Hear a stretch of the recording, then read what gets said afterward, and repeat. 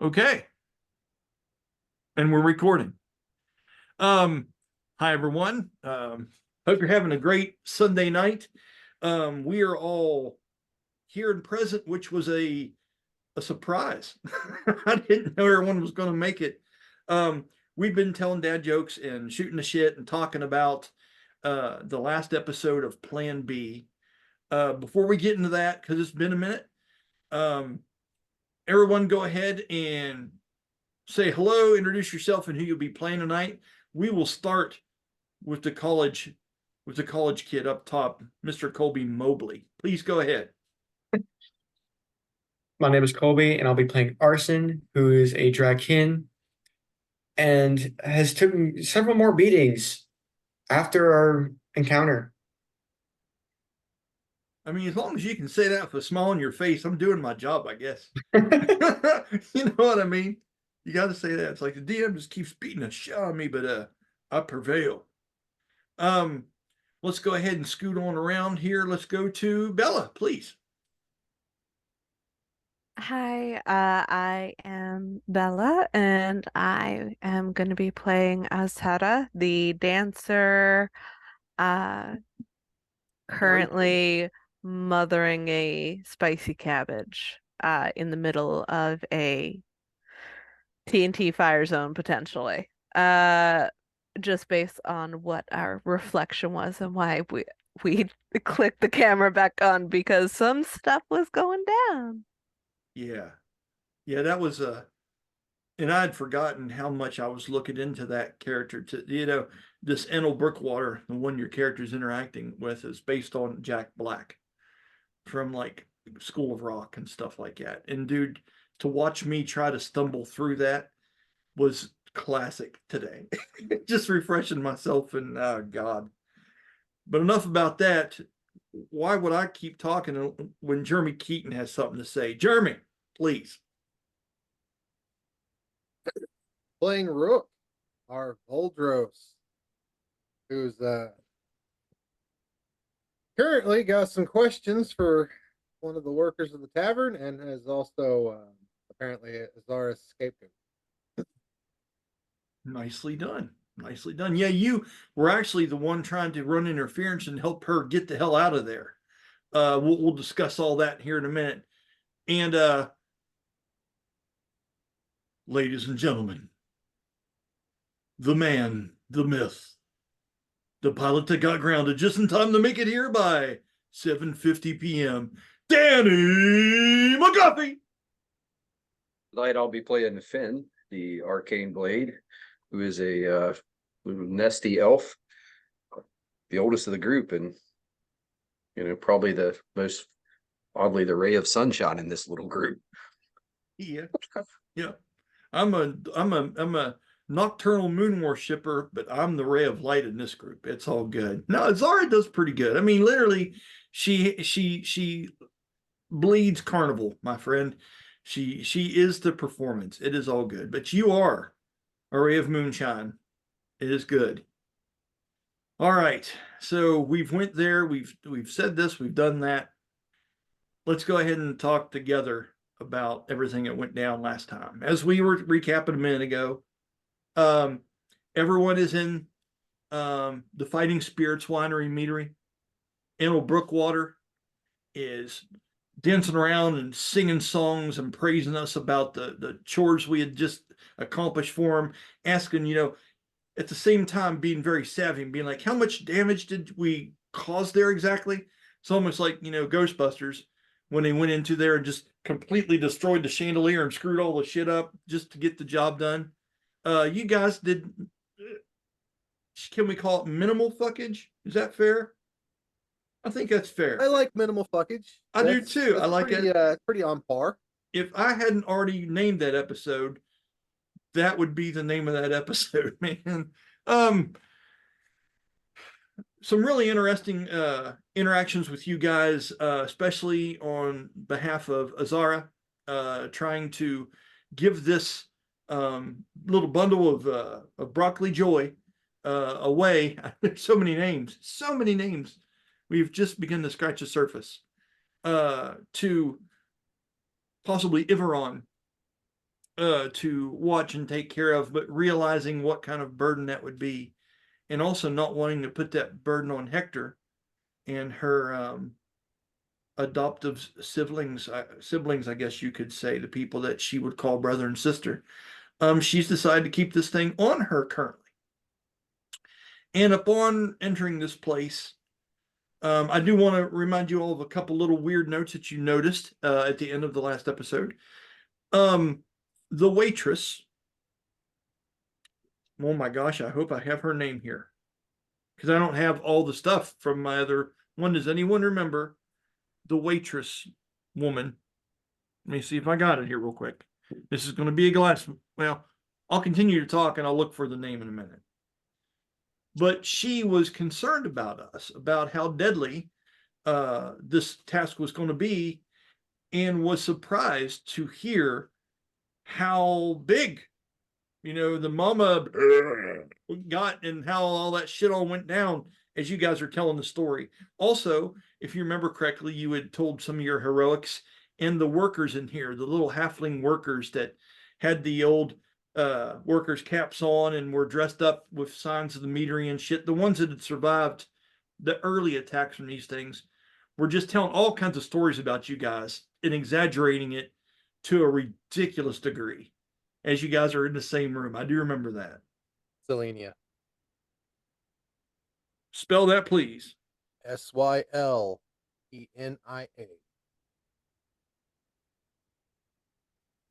Come on, pencil. We landed man on the moon. We can write with a pencil. Here we go. Let's try a pen.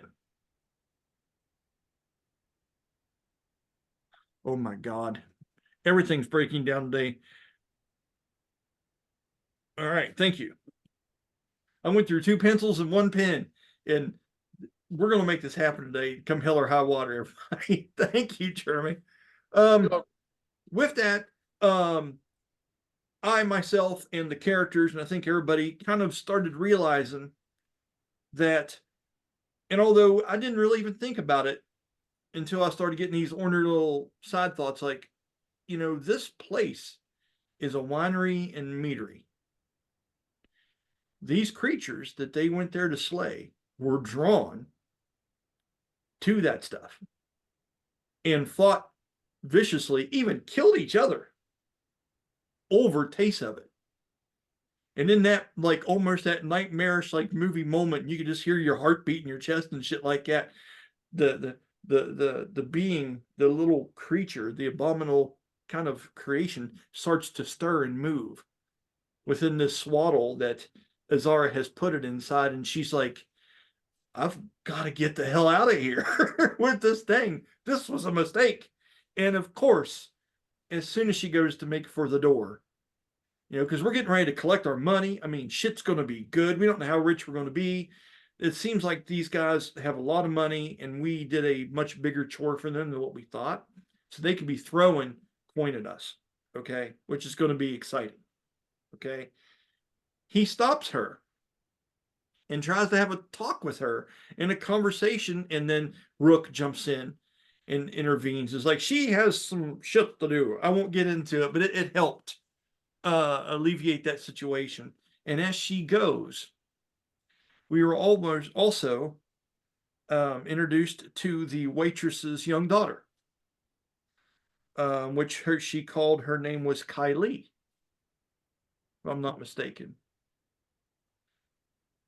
That's awesome. I see your comment, Danny. Good deal. And as the girl comes close and hands Azara a piece of ribbon, Azara rolls a perception check and does pretty good for Bella rolls. This was in the upper echelon. This was good. This was respectable. And you heard this very whispered and muffled sound come from the creature, and it sounded like the same sound that we've heard out there fighting it all these times, but softer. She heard the words uttered, Kiki, come from the creature. Now, does anyone have anything else they want to add to that recap, or some frames of mind. I want to go ahead and just so we can get back into the flavor of it. Jeremy, when Rook is sitting there and you're watching her go out the door, and the little girl comes up and hands her this ribbon, yet holding her up even more. What is going through Rook's mind right now? I mean, you got money, you got the job behind you. We've got all these other adventures ahead of us that the Rangers Guild there, the Darkwoods Stalkers of Hamilsbiar, or Huntsmen of Hamilsbiar. In that moment, what is your main concern? Rook is more concerned in this moment with how Selenia is acting. She's not acting the way he would have anticipated her act, and he's got it in his mind something's off. Okay, it's fair. It is weird. I agree. Colby, as Arsin is watching this go down, we don't get into your inner thoughts too often, and you're kind of a silent character. And this will help you kind of get back into the moment as well, I'm hoping. What is on your mind currently? Your next goal? What are you thinking about to do with the money that you're possibly going to get? What do you think about her getting that thing out of here? What's on your mind?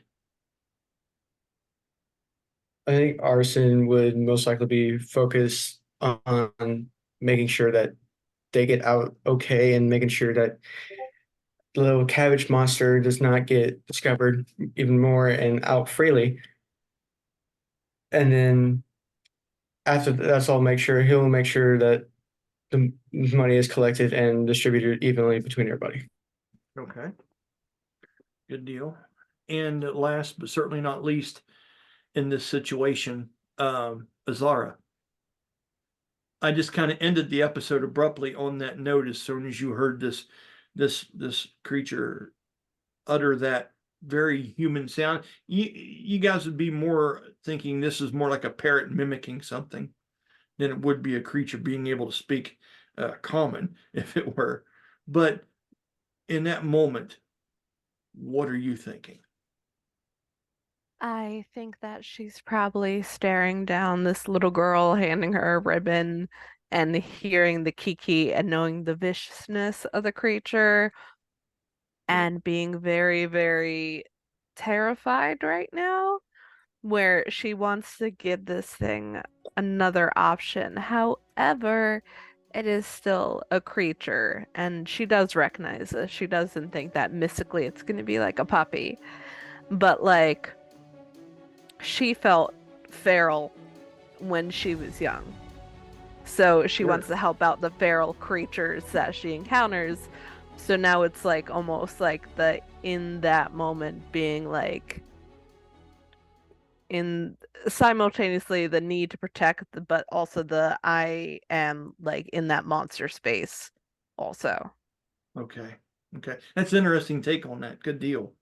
So why I asked that also is because Danny, after you've collected a bit of information on your own, after you visited with Vander and asked several curious questions and were given fewer answers than you would have liked, these are all things that you keep underneath your belt, and I don't want to expose much of your backstory to everybody here, but I can safely say that your own personal destiny, the reason why you left your training to begin with, has had a clue or so opened up to you.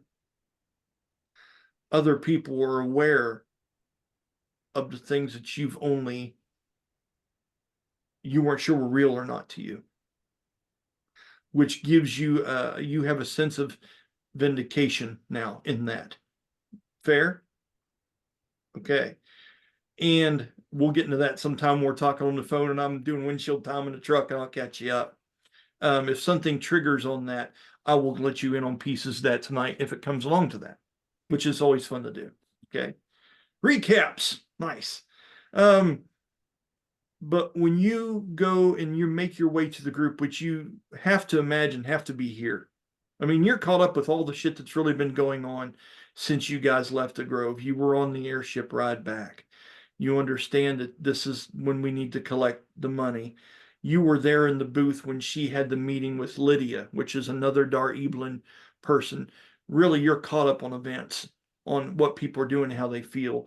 The only thing you didn't realize is that Arsin now has some kind of weed-like substance that he is able to smoke and transform himself through the spiritual realm and arrive in a place where Tanima and Yakon Ru can train him, which is really neat. So mechanically, it helps us, it helps him, causes for some really cool scenes, and he learned all about flurry of blows and missile deflection. So instead of drunken master, we've got stoned master. Yeah, it's stoned master, the stoned fist master. That's what it is. Yes. He's got to see Adam Sandler playing a drum, going, and you can put your weed in it, man. Yeah, I mean, Cheech has got to play him in a movie. If we ever make a movie about this and someone plays Tanima, it's got to be Cheech Marin all day. It's got to be. So, oh man, so you want to do the thing? It's good. That'd be awesome. So, moving forward, you see an absolute look of urgency. Finn, this is what you see, and uncertainty and fear in the eyes of Azara, as she is holding what you immediately recognize as the creature she brought out of that place, because you all had discussed this. You know what she has, you know what she plans to do. And you've given her some warning, but almost as an interested party, just like the majority of the rest of us, you all are curious too whether this can be done. And I think it'd be great. No, not one of you have been like, no, this is a really terrible idea. Because, you know, the way you guys played it out was pretty clever, the way it was found and plucked from the waters and given this chance. This is a really interesting situation, and we're going to play it out. So that odd decision that she made months ago is making this effectively a much more interesting game right now. Okay, and we're going to roll with it. That's what you see on her face, as you see a little girl hand her a ribbon. And she turns and you lock eyes with Finn as he is walking back into this place. And also, Bella, what form is Azara in right now? Are you the one in your wallpaper image, or are you your true form currently? I knew you were getting braver, but it's still it's I think that it's still not quite out quite yet, so Right. she's in the human form. Okay. And immediately, Danny, you realize this. You know that these two people are the same person now. You're in the booth. You understand. Do you have anything to say to her, Finn, as you enter the room and see this? He would step close. Are you okay? I really am not feeling well. I need to go now. Do an insight check, Danny, for me, and let me know what you get. Insight. 12. Okay. You can't quite discern what this is. She's pretty good at concealing things. You have to take her just at her word. You can't develop anything. It's bad math. It's actually a 13. It's probably the same, but yeah, it is. It is, man. Yes. I'm like, What's a +1 matter anyway, you bastard? I get it. Yes, that's the same. So with that, what do you do, Finn? Bella, are you trying to make your way past him and around out of this place, or what's the goal here? At that point, he's kind of concerned. He's like, is there anything residue? Do you need some of the antidote? Were you struck? Oh, interesting. This one bite you? This one needs to rest. Now. Jeremy, roll me a 1d20. Ones are bad, 20s are very good for you.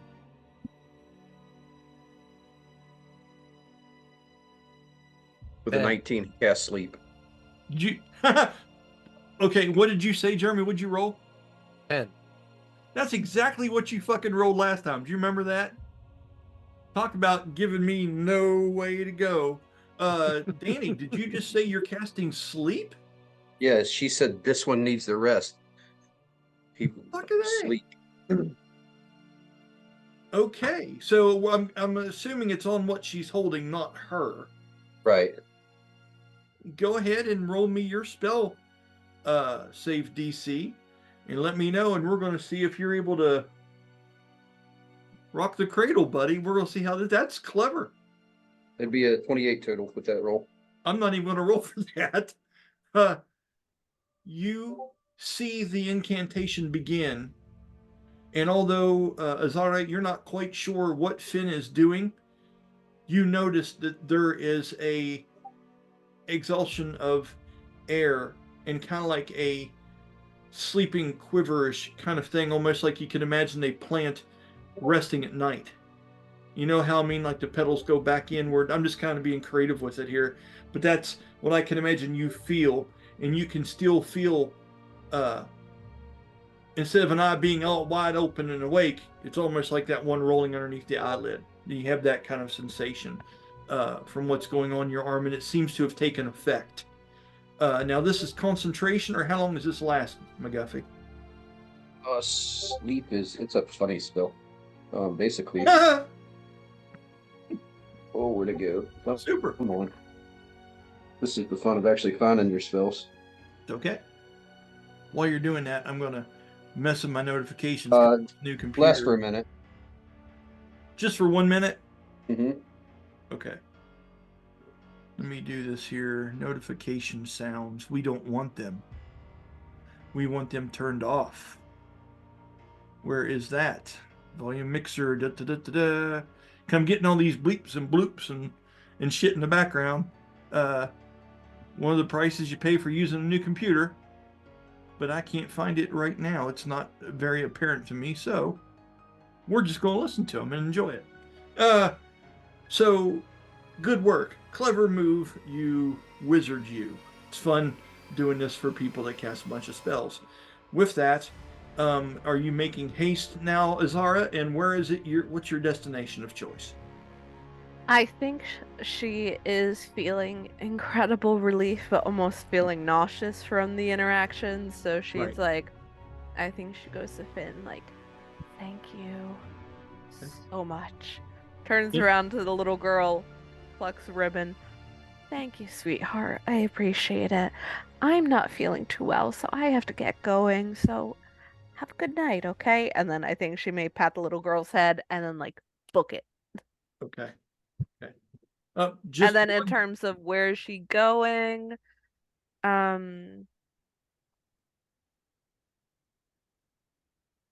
give me just 1 second. I have someone knocking at the door. Rook and Arsin, have a conversation or something.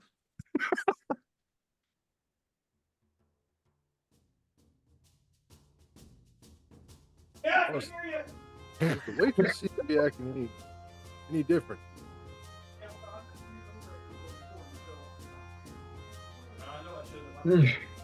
She there was a little difference in her actions. See, I'd hate to put it this way, but she almost seems burdened by our return.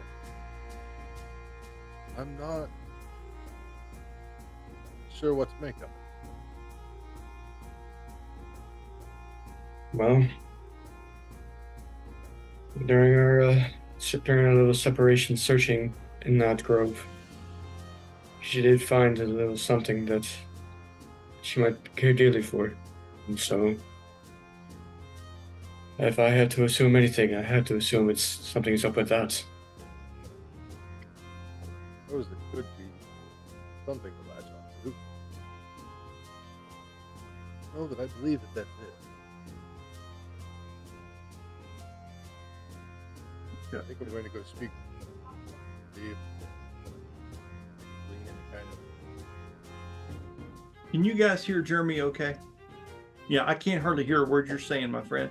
I heard you said you're going to speak with someone. but it was super muted.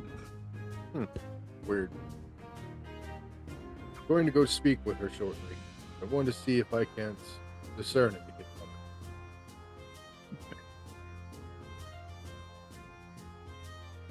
from her.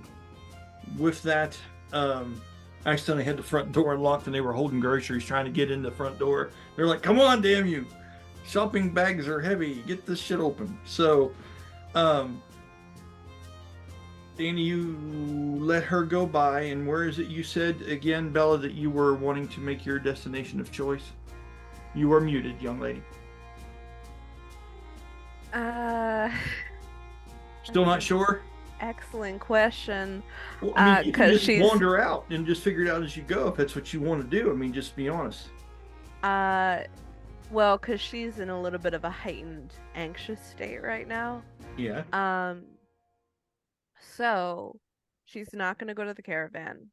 Right. She may go to her one friend's house who I'm blanking on his name and hang out where she just was. However, that would put him in a position that wouldn't be great. So I guess the guild that we've been staying at Yeah. doesn't have any of the alcohol, does it? If it would, it'd be very rare. You didn't notice much of that. And just for the hell of it in this moment, give me a history check. And this will, a good roll on this will, I can tell you some neat things that might make that a potential good idea. Okay, so I rolled 12 now to get her character sheet up. Okay. Asada, character sheet. That. Nope. Also nope. Google Drive did a weird thing where it reorganized everything. So I have a hard time finding stuff. Before I had it all, it was just great. Okay. Which one was it? I believe this was history. History. Ooh, I have a +1 to that. And intelligence is also +1, so 12 plus 2, 14. 14. Okay. You do remember that one of the main people that seems to be over that Rangers Guild, the Darkwood Huntsmen of Hamilsbiar, was something that seemed to be very related to nature and was part Dryad. That would lead you to think that there are some there's some knowledge there somehow. Okay. And if anything else, that might be a place to at least contain, especially in this sleep-like state that Finn seems to put the creature under. And also a place to be able to investigate. Someone may be able to give you answers there. That seems like a rational decision. Plus, they can handle dangerous things. You've been inside of it.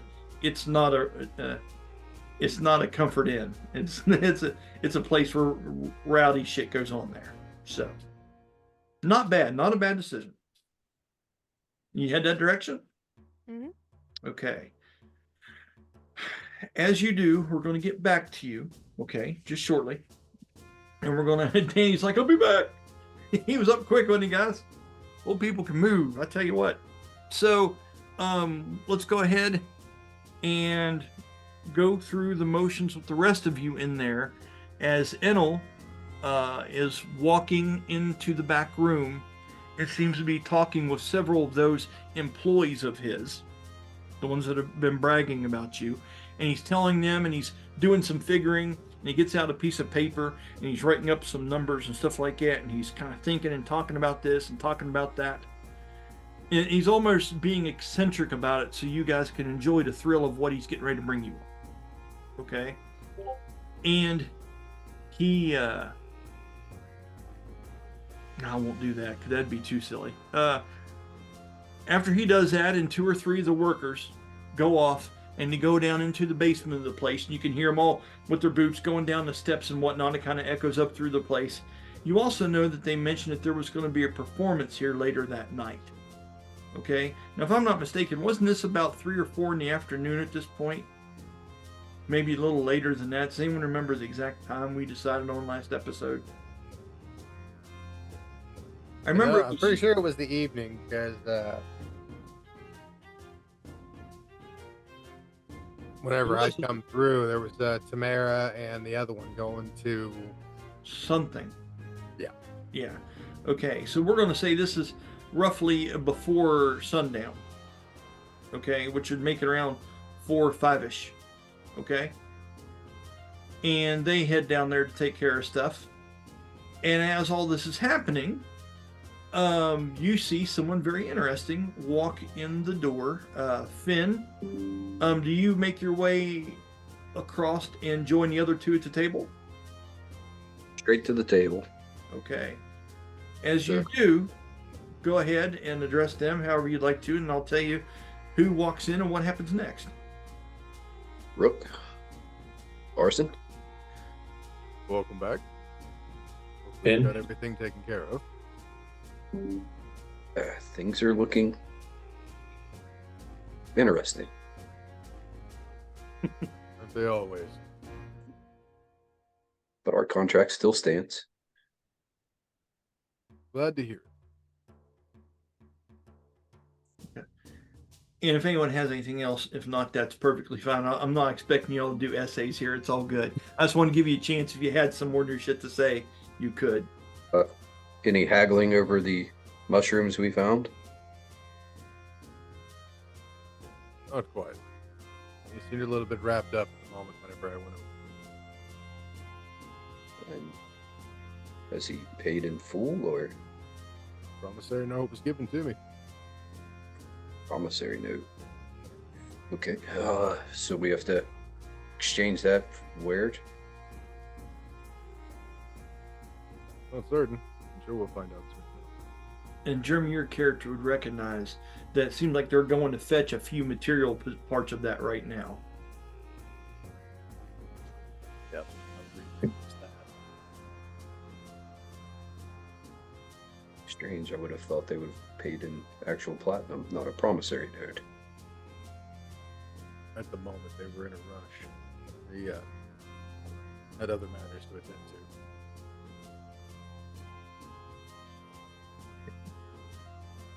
With that last little word there, into this place comes Mayasha.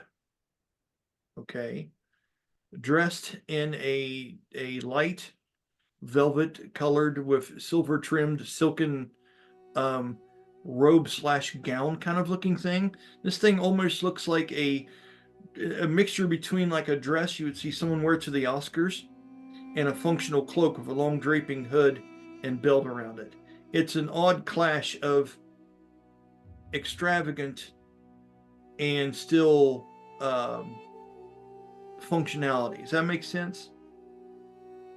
And she wears this thing, and as she kind of walks in, Jeremy, in that moment, I'd like for you to roll me a charisma saving throw. As Bella just grins from ear to ear. Nat 20 for 23. Okay, so you know that there's bigger fish to fry right now, and there's a lot of things going on. Okay, but in that moment when you look to her, you had forgotten just naturally how elegant she makes her way around a room. I mean, you've seen her perform, you've been close to her and talked to her and things like that. You have shared words, so to speak, but just, you don't know if it's because she might be one of the acts later tonight here, or if it is something else, but she is in full swing right now. Okay. Almost as if her confidence is on another level. Okay, it's striking. You can't think of the last time you've seen a person act like that. And it's subtle. And as she goes across there, she looks past you in a super cool way, as if she knows the people here. and she raises up a hand and she does a sign. Now, you don't know what this sign is that she signals, but she's obviously ordered something like that, and she kind of scans the room, and it makes you think for a minute. She hasn't noticed I'm here yet, but you don't say anything. You're able to keep your cool, and you just kind of brush it off, and you're just still there updating Finn on what's happening. She comes over and notices that there's 2 empty chairs there at your table, and she walks up and picks the one and looks to you all. She goes, "And the heroes have even waited and had a chair left here empty just for me. I think I'll have a seat." And she smiles. And she looks at you, Arsin. And she has a claw extended out of one of her fingers, and she points towards you, and you notice it. And she goes, she kind of turns her head, and she blinks, and she kind of grins, and you see a little bit of a pointed teeth beyond her tigress colored fur. And she looks at you, she goes, "There's something different about you, isn't there? Lighter, maybe. Come on." Do you say anything in reply to this? He would probably just be like, "I don't know about lighter, but it definitely feels some difference in me." Whatever you're doing, keep it up. It's working. And she smiles, and she sits down and crosses her leg, takes her tail and swings it back and forth once or twice like this, and throws it back over the arm of the chair like this, kind of carefree if not. And she's kind of rubbing her bottom lip, and she's kind of looking around and stuff like that. And you see a couple halfling workers coming in that are dressed up not as the worker types that you've dealt with, but these are more like minstrel kind of looking ones that are there for more of the flamboyance. They have long feathered wide brimmed hats that reflect the picture of the little halfling that's holding up the spear on the sign. They look to have that look to them, and they're bringing in some of her equipment. They're bringing in several different drums, and they have a couple cases with different things put into it. And she looks at them and she goes, "You can simply sit it over there. It's going to be quite a while before I begin. I have a little chat with everybody first. Thank you. And please be gentle with that."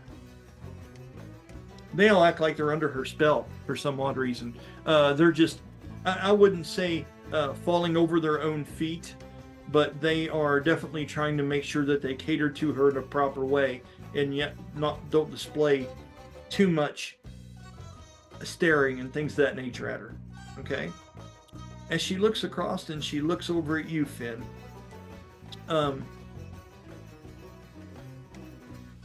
and she looks at the rest of the group, she goes, "Word travels fast. So I'm to assume that you're here for your reward or your hard-earned money?" We're here for the balance of our contract. She kind of licks one of her top teeth. And she looks at a lot of you and she goes, "There are hardly enough bottles on this table for this time of an evening. How much did you make from this venture, or do you even know?" All we know right now is what we were promised. Still no guarantee that the money will hold. She kind of snuggles up like that and kind of puts her elbows on the table and looks at you, and she goes, "It took you longer to speak than what I thought it might." And she says, "I don't mean to overcomplicate your life again, and I still owe you greatly for what you did for me and the Skywell." Okay? She says, "But I want you to look at this of one of two ways. Method number one," and Danny, if you would, please mute your microphone, sir. Thank you. She says, "Method one," and she holds up a clawed finger. with some bracelets and jewelry hanging off the side of it in her Demirian way. Okay. She says, now that you are worth people's time and effort, there may be people looking for you, knowing, because Enel is not a whisperer. Whenever he pays out big time, and he lets people know it because he's proud. It's a curse, to be sure, but it's paid my bills many, many times. So you can take this one of two ways. If there's a third option, I would be glad to hear it. She goes, one, you can be ready that our mutual friend will probably take an interest in finding you now. And you know she's talking about that large, like bugbear like dude that you guys met on the balcony up there and shit. And now that you're worth it to him, he might come after your ass. Or I can give you a share of my earnings here tonight and properly pay you to be my bodyguards. I don't have many enemies. He seems to be currently the biggest one I have. Another couple were sitting in Gemdar prison, which I don't plan to be getting out anytime soon. Not if I have anything to do with it, and I'm working on that. Just a fair agreement between adventurers and performers. That I am protected as long, of course, as you see me worthy to protect. So how do we play this, gentlemen? Do we take the offense or do we play defense and wait for our pawns to be taken? And I'm quite fond of pawns. Rook takes the sleeves on his shirt, pulls them up to the elbows, and then he sits with his elbows resting on the table, with the one arm up that has the name of Sircon on it. Oh wow, okay, yeah. And he had also I can't remember if we got the name of the bounty hunter, but he had carved something on his arm, marking him as well. I don't think we ever did.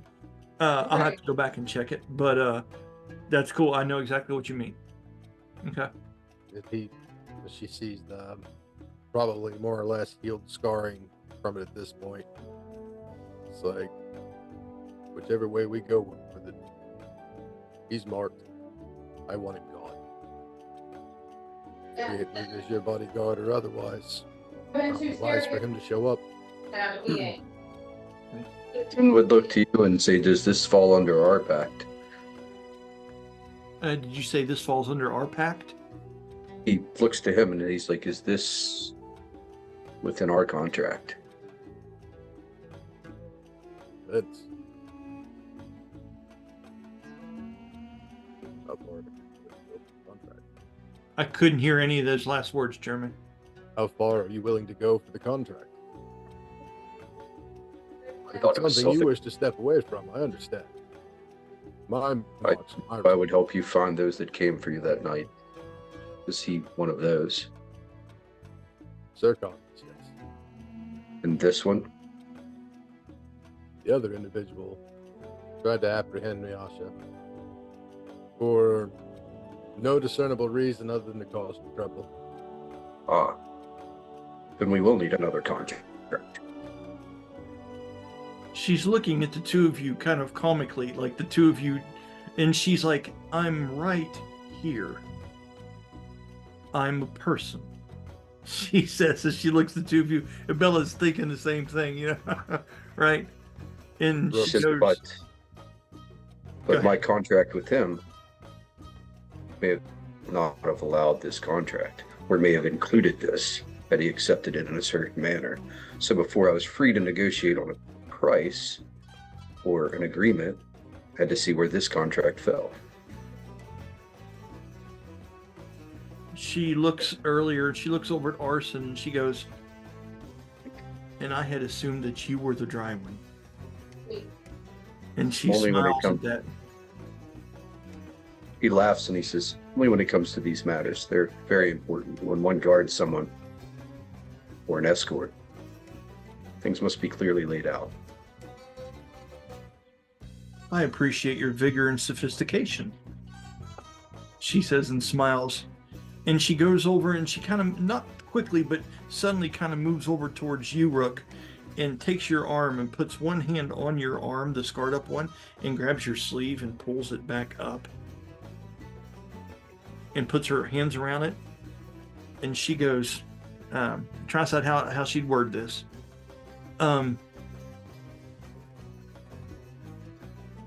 Be thankful that I genuinely care for your well-being, and I don't manipulate this. Don't do that for me again. But the heard this. I'm not typically a selfish man, but I did that. Okay, and when you say that, she kind of takes a step back from that a little bit. Her arrogance maybe have got the best of her in thinking everything centers around her for a minute, and realizes that everyone else has something to offer and to prove, you know. In that, she goes, let me get through tonight and pull off this performance. And if I can make it and still have a heartbeat at the end of it, that'll be sign enough to me that you're worth the money I'm willing to pay you contractually, and maybe one day even for other reasons.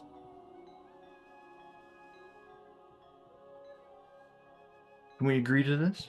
This is a trial run. You get to see if I can earn the money I'm promising you, and you can show me that you're willing to provide me the safety that I require. Would almost look insulted. Doubting. You doubt an arcane blade's word that he would be a guardian? She smiles. She goes, of course I wouldn't. And as she comes back and she scans past Rook's gaze, she rolls an eye. A comical eye, and grins, and she stands up. You know, to him, that's like, you know. Oh, I know, it's funny. Yeah. Yeah, be your characters, because the chemistry between you all, if you start letting loose, it already is good. You start letting loose, it's going to be great. I just know it will. And it's already good. So it's you know, do that. Mr. McGuffey, do that. As she stands back up and saunters, you know, walking in an accentuated way, she heads over to one of the bar areas where, good Lord, I got see without my glasses. Selenia seems to be making up the order that she put her hand up and was asking for. Okay. Hey, kiddo, if you wash something, make sure to shut that so I don't hear that over top of this, okay? All right, thank you. Okay. I got a bathroom downstairs with a laundry room in it, and only a door divides me between like this and wishy-washy, so it's all good. So with that, is there anything you all would like to do as the night progresses? Any kind of things you want to discuss? If not, I'm going to move over to what Bella's into until the performance later this evening.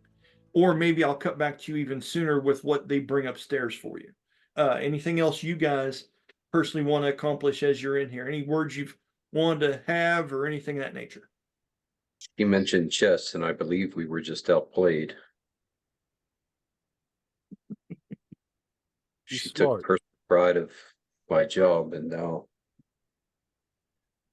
it appears we case this place and see where the entrances are. I look at this as an opportunity. One of our own is a performer. Can't protect Miasha. What says we can protect her? No. See, I don't think Finn was there when you guys saved Miasha. No, it was just me and Azara. Yeah. Give him a brief rundown. Do you just want to describe that to Finn real quick, just for theater, and then we'll move on, or whatever you want to do, guys? Let him know. He was following Azara, and then this bugbear, bounty hunter to some effect, very flashy with his deeds. Just kind of pushed his way through the crowd, attempting to collect a bounty, and that just didn't sit well with Rook. So, Good, then he should be easy to spot here. would assume. We're not looking for assassins. We're looking for dumb bounty hunters. Know Fantastic. that I'd count on that. Miasha is as good at her job as she says she is, and is what I've seen. Not every one of her enemies are going to be easy to spot. It's going to take some incredible vigilance. With that, he would kind of start casing the place, looking at entrances, stuff like that, and formulating a battle plan of the area if something would break out, so that he's prepared. Okay. So Let's get a look at Arsin. Go How ahead. are you with high spots? You smoke that weed, and it's all going to be hot spot jokes. It's done. You're going to get Folks- free from now on. Go ahead. Tell us about hot spots, Colby. Yeah. Finn says he's terrible. Point made. I think I'll be all right. If Rook were to look it up, would he be able to see like rafters that would run along? Absolutely, because remember, you guys were in that top rafter when you had that meeting with Lydia. Well, I'm talking about like even higher than that, like almost like the trusses in the roof. Yes, it is. They do still exist there. There are some high laying chandeliers that hang from them. They So- actually, because I forgot to say this, they actually have murals kind of carved into the sides of them. So when they reflect light on the walls, it depicts scenes. One of the giant foot coming down, one of a person pouring a long thing, one of Enel, you can see like his hands up and you can see the mouth out and the smile. And it casts these on the walls as the light shines from the center, because I think that's cool. My thoughts, Arson. You could go up to the rafters. Keep an eye out from up there. Good. Go to the second level. It's a great Eye plan, on things there. except I've seen him climb.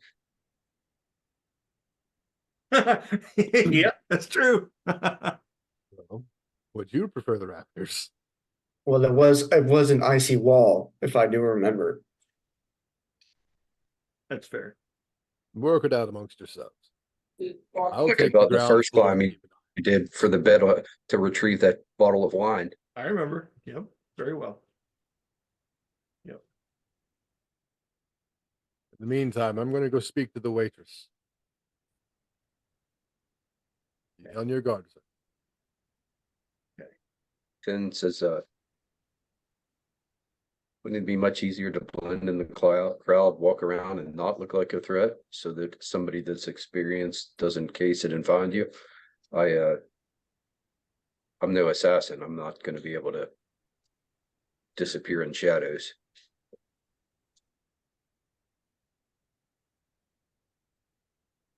From what I can tell, I really wasn't an assassin either, but I said with my dark complexion, that's what he was thinking for me being high up in the ceiling.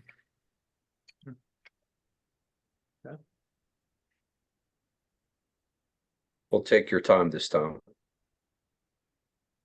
3 points of contact, I hear, is the best method. I'll make sure there's no ice up there. Just can't lift shit down, can we? I understand. First all thing an assassin does is come in and put icy shit on the rafters. Oh yeah. Oh, it's happening now. I'm metagame, baby. You don't even know. So, unless there's anything else pressing, thank you for that bit of rhetoric there and whatnot. We're going to get into the. There's so many funny names. The Cabbage Bearer, and we're going to see where she is headed and what is going on. Okay, so Azara, Also, can You- I just say the way that I viewed the interaction between Rook, Finn, and Miyasha was Miyasha and Rook slowly having like flirty tension building and her being like, I don't know, like I could hire you for a little bit longer, who knows in the future. And then Yeah. Finn just comes in like, are you questioning my Yeah, ability? sign the paper. Right? Like Finn literally, comes in with the steel literally they're chair. just like, oh, like I don't know, like you could maybe hang out a bit longer. And Finn's like, are you insulting my work ethic? Just like Yeah, appearing in between them, third wheeling, elbowing his way in, that which makes I me think is happy. incredible. Yes. That makes me happy. Yes. And I I love the fact that Danny's played bass for a long, long time. And he gets talking about casing an area, then all of a sudden he reminds in his head, wait, this is Finn. And he says, I'm no assassin, but he's got to get himself back on track, it's not like I'm popping out of the shadows. That's mother ego. This is different. So yeah, it's good stuff. All right. So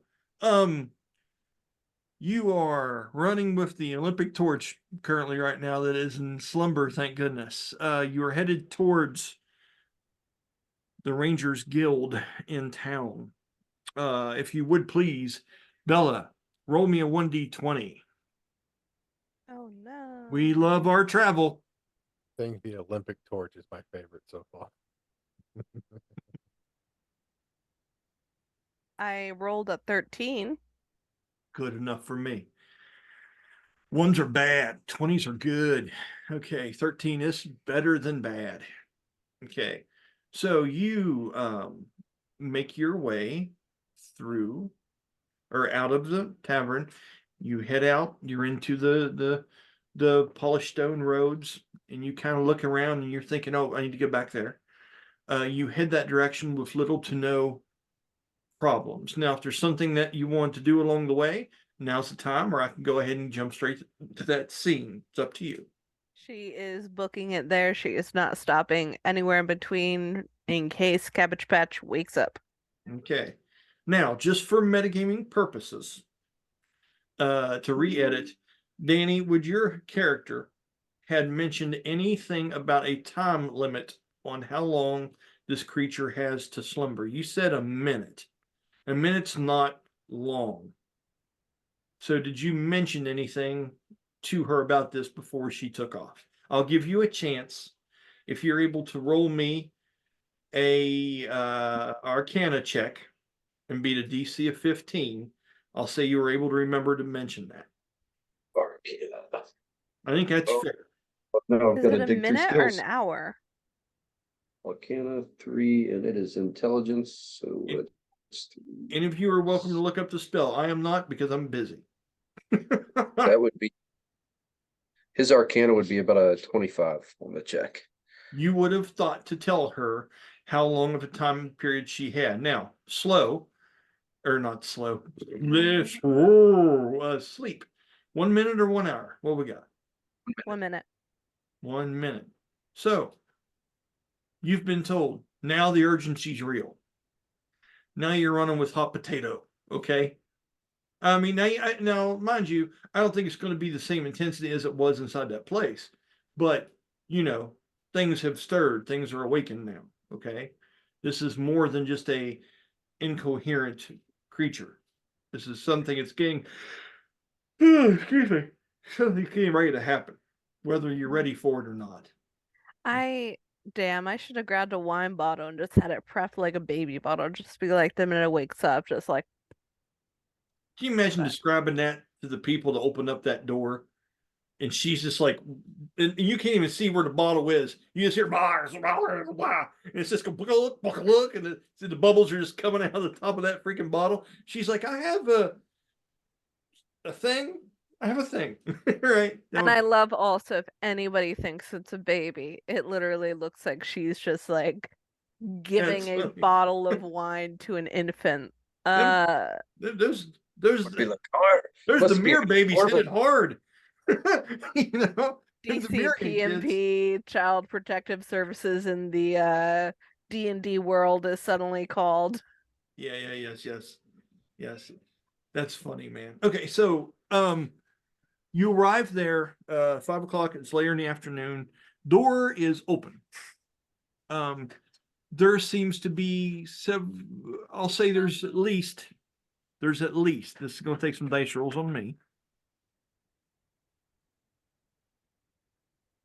There are at least 2 wagons that have been parked out front of the place, getting geared up and getting ready to set out on some kind of adventure from that place. And there are at least 18 horses that are tied up on bars and things like that around the outside of this establishment, getting geared up to go on. You don't know if they're all going on the same journey. You would assume not, because they look geared up and decorated differently. Different types of wagons, not all the same. Okay, but it's that time of afternoon where people are gearing up to go.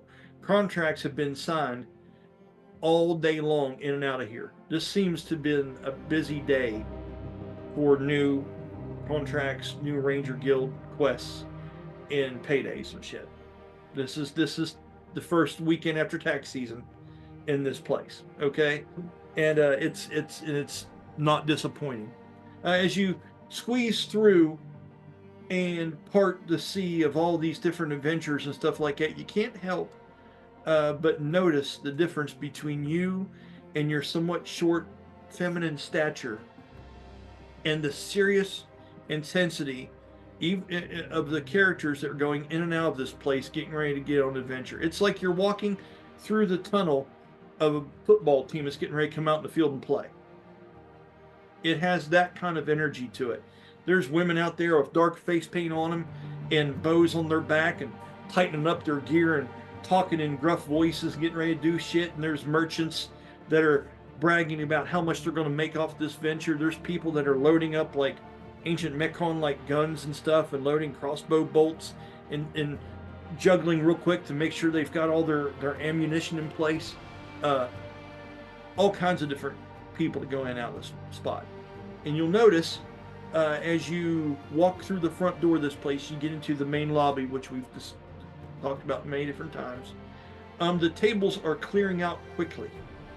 The sound of scooting chairs on wood and stone is the loudest thing in this place right now. This seems to be like they just wrapped up some kind of large speech before everybody headed out. And you can see Oridon, which, if you remember, was the protector. Okay, he was that large blue and gray cloaked figure of heavily muscled kind of chest and the hood over him, and he had the feathers for hair. You guys weren't sure what kind of creature he was, but he had natural claws and things like that. And then you see a weary looking Sympmona. And she's rolling up scrolls and closing some books, and she was talking from a pedestal up along the side that has a large emblem on it that seems to be representative of their crest, which has many of those wilting trees from the long road of Hamilsbiar to the south that you've heard so much about, the sentinel trees. And as she's wrapping things up like that, all of a sudden she looks around, and you look at her and you realize, have you seen her before, an actual person, Azarda? I don't know if you have. I know that some of the others in the group have. But Jeremy, can you recall if, I know you guys saw her when you were in the Netherfell and then afterwards, and she gave you a brief conversation, but I don't know if she was ever that exposed where Azara would have straight up seen what she looks like. I don't think so, because shortly after the Netherfell was when she had to kind of go rest because she was feeling ill. Yeah. So just briefly for clarity here, and just to revisit it for you because it's been a while. She looks like a Dryad and a Satyr mixed. She is a Satyr, beautiful, younger, maybe very early 30s, if anything. No, I'd say late 20s appearance wise. Okay. But she looks tired and she moves slowly.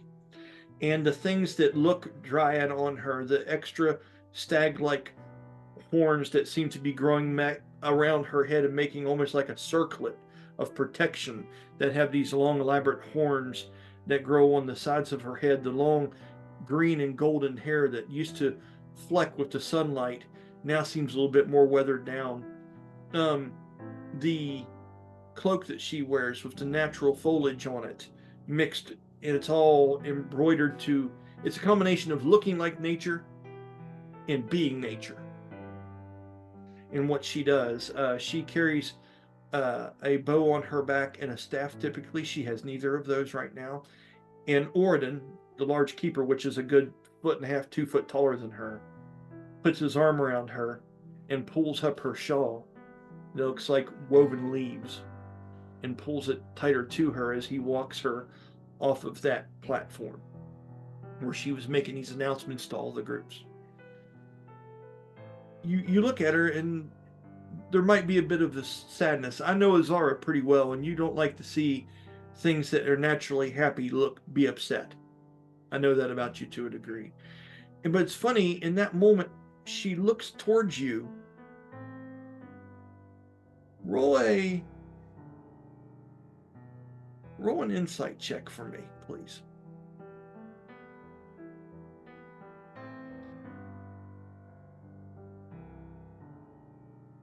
Mm.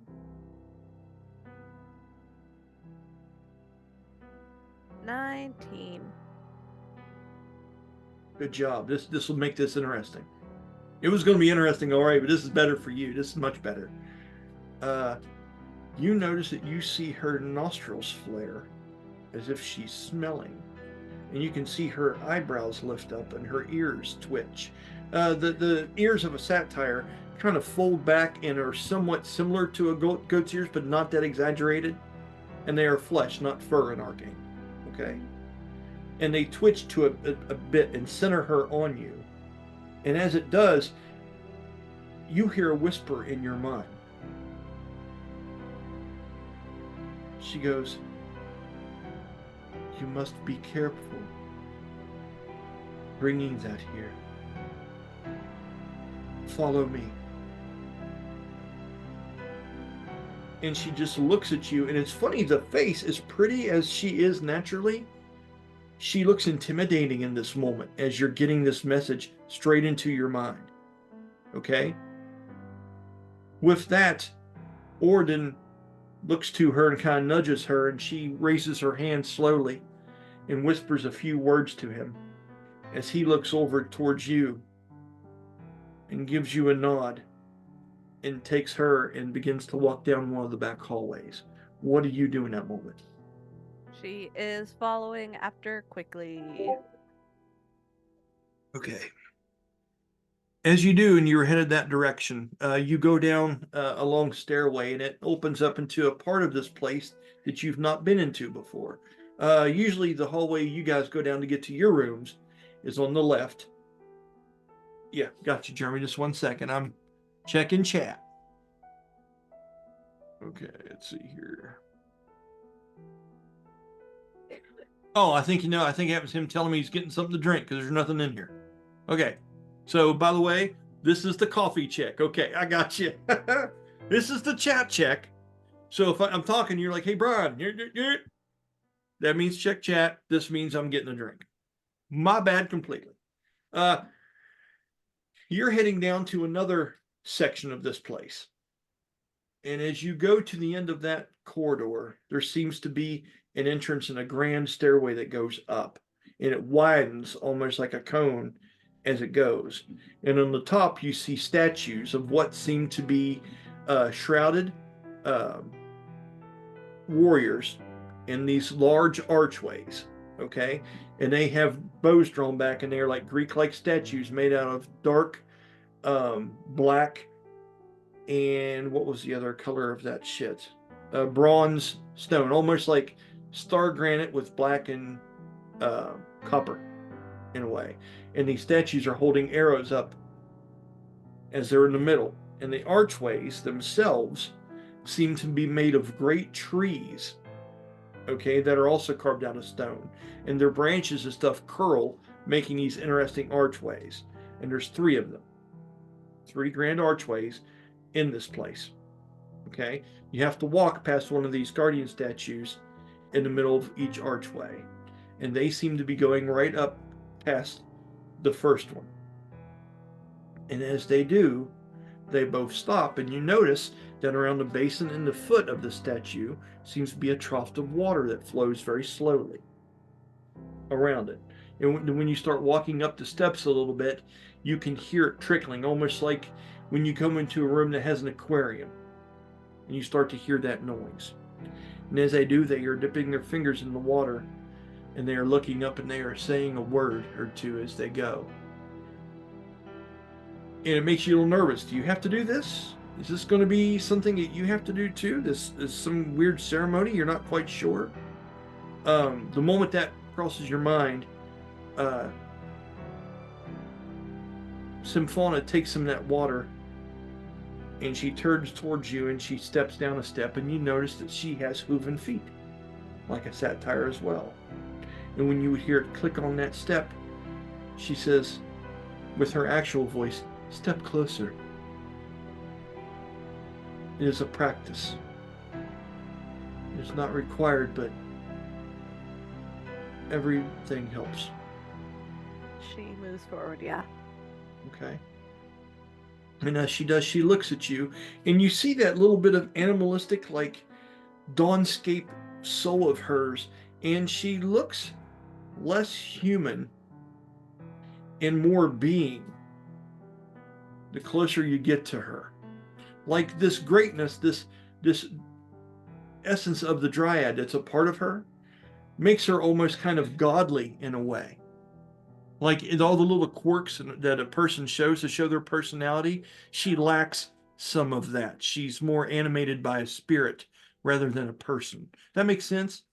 I think, and can I do an inside check on whether or not she's like giving good or bad vibes? Yeah, Because that will absolutely. determine whether or not she drops the disguise. Absolutely. Go ahead.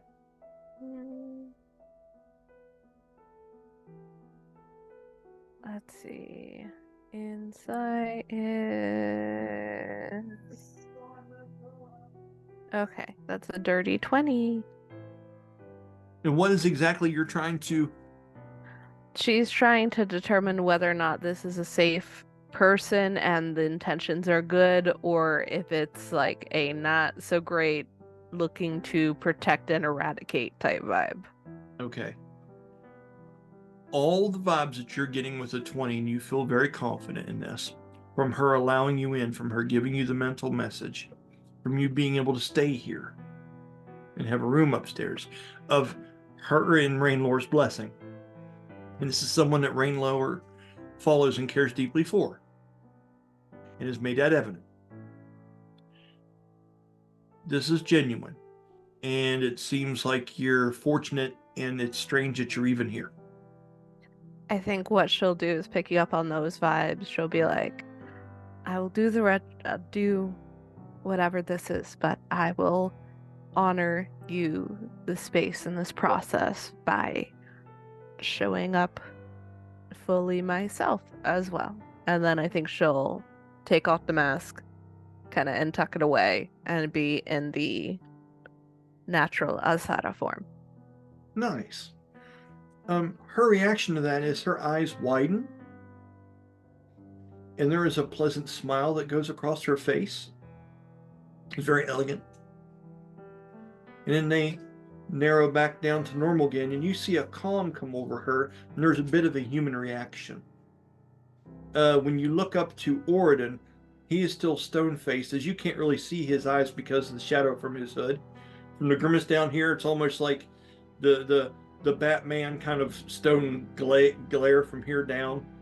Remember, we mentioned he looked like a humanoid version of Hugh Jackman in a way. So he has that kind of chiseled feature and that calloused bit lip as he's kind of looking, and doesn't seem to acknowledge the change that much.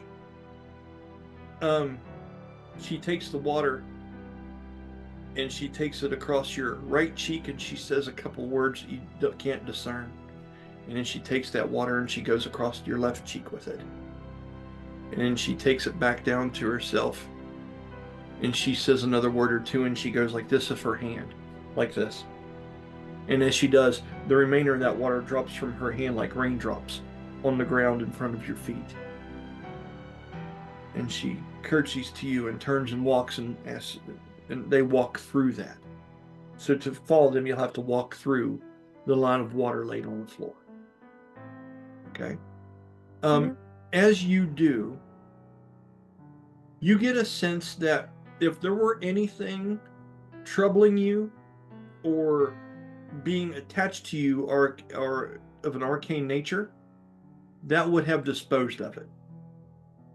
This is a cleansing process to take you to a safe place where they know it's only you that's coming in here. And you'll notice that kind of makes sense with the guardians here in the archways now. Things are clicking. You're like, oh, I see. You know what I mean? You've seen people possessed. You've heard stories of, I'm sorry, the word is eluding me. The people from your place that have the spirits of elements in them, the Diashar. People that are emblem born. And they have these elements and these spirits in them. This would cleanse that. You couldn't bring that in here.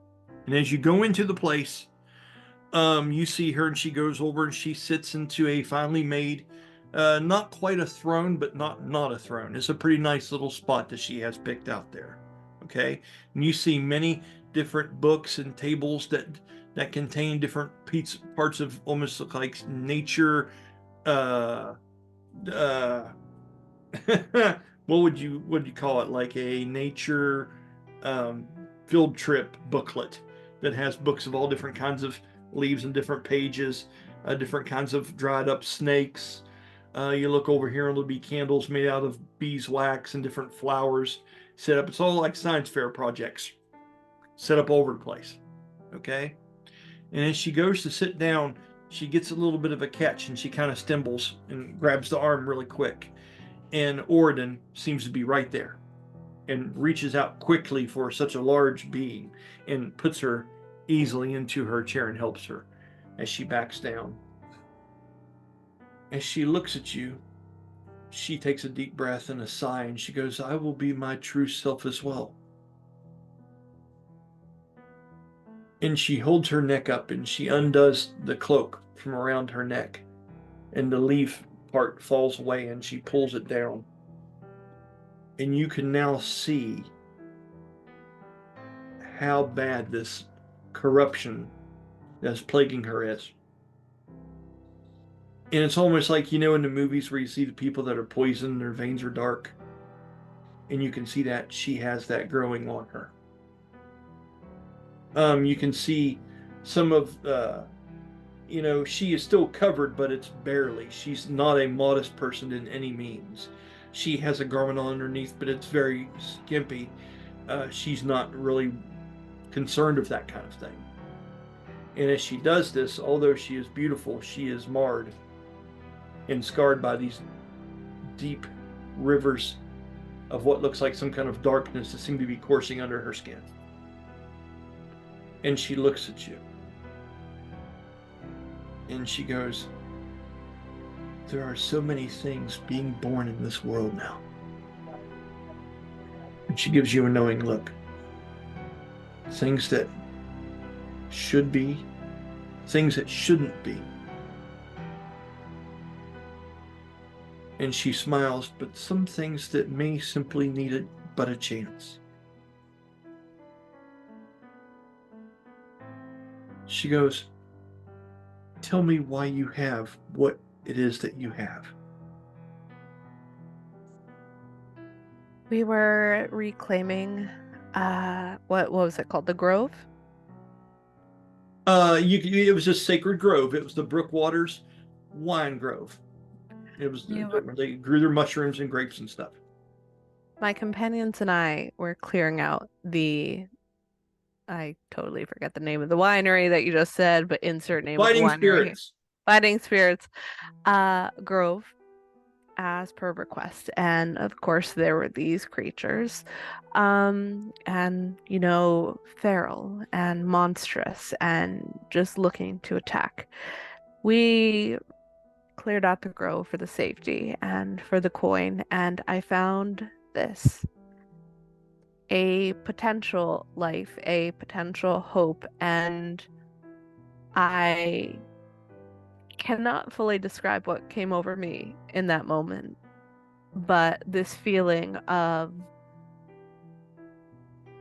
maybe there's a way to change its fate. Maybe there's a way for it to get a chance to be better. I was given a chance to be better, and I'm not as monstrous as I thought I once was. I want to try to do that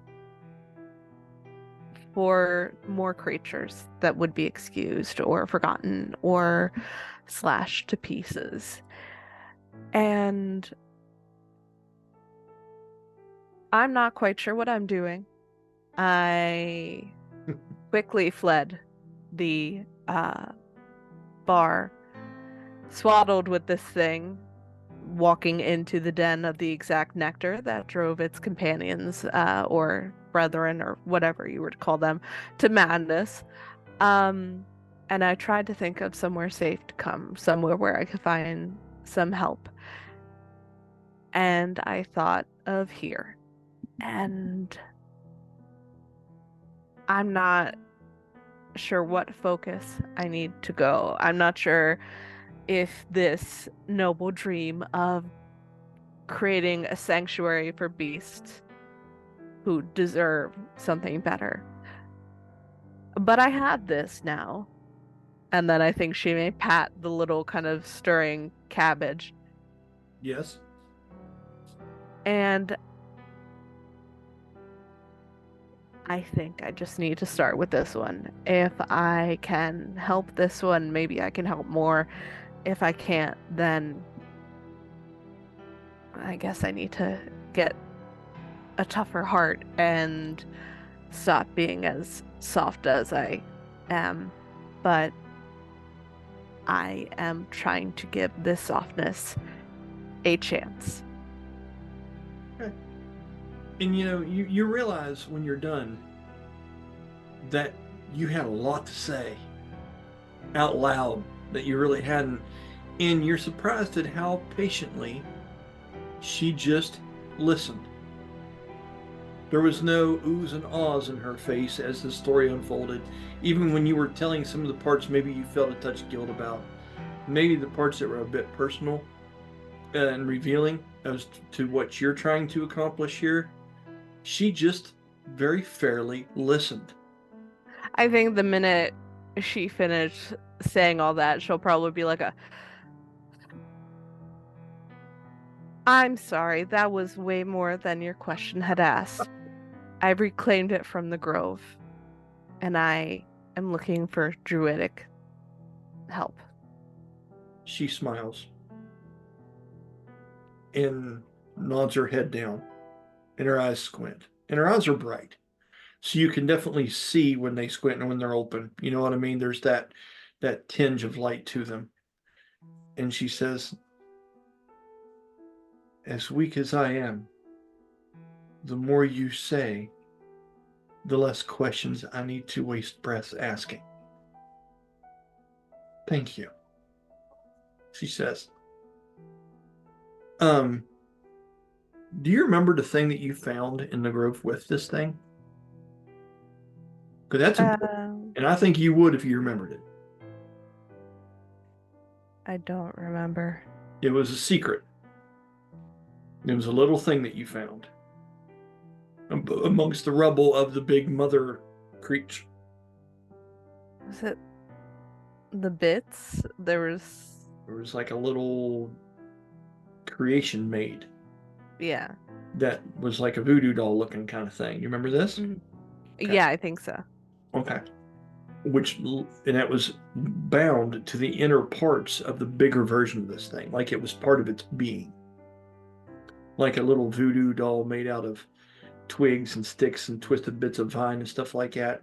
And do you remember what it looked like and what it resembled? It had a little vest on it. Do you remember that?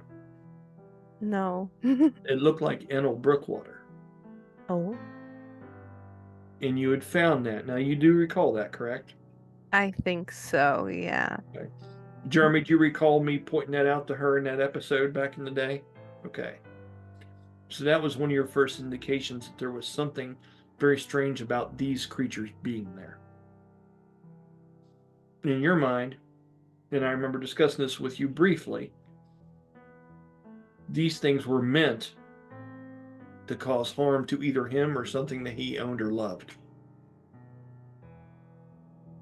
And that has sit very oddly with you.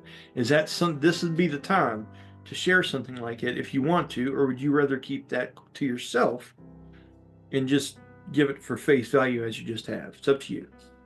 I think she'll probably share it and be like, well, if providing more information answers some of your questions, there was a mother plant, a large, grotesque beast version of these creatures, and when we eradicated it, I thought, hey, maybe there would be materials inside. These seem to be like constructs or something like that, or something.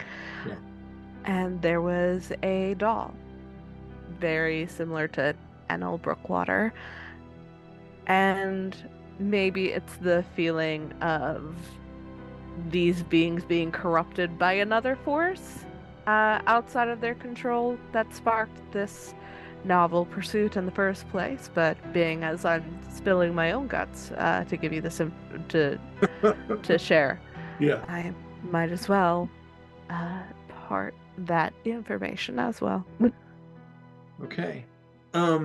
This is interesting. I just had an awesome idea.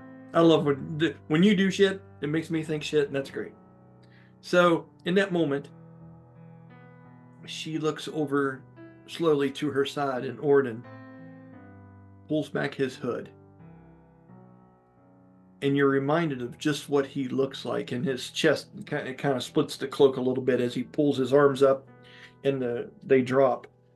And this is very strange. You've never really got a close look at Oridon before. He looks like nothing you've ever seen before. Okay? If anything, and I know you're a performer and stuff like that, just for the hell of it, if you can roll me a 15 or higher on a history check or a folklore or something like that, I will tell you what he reminds you of.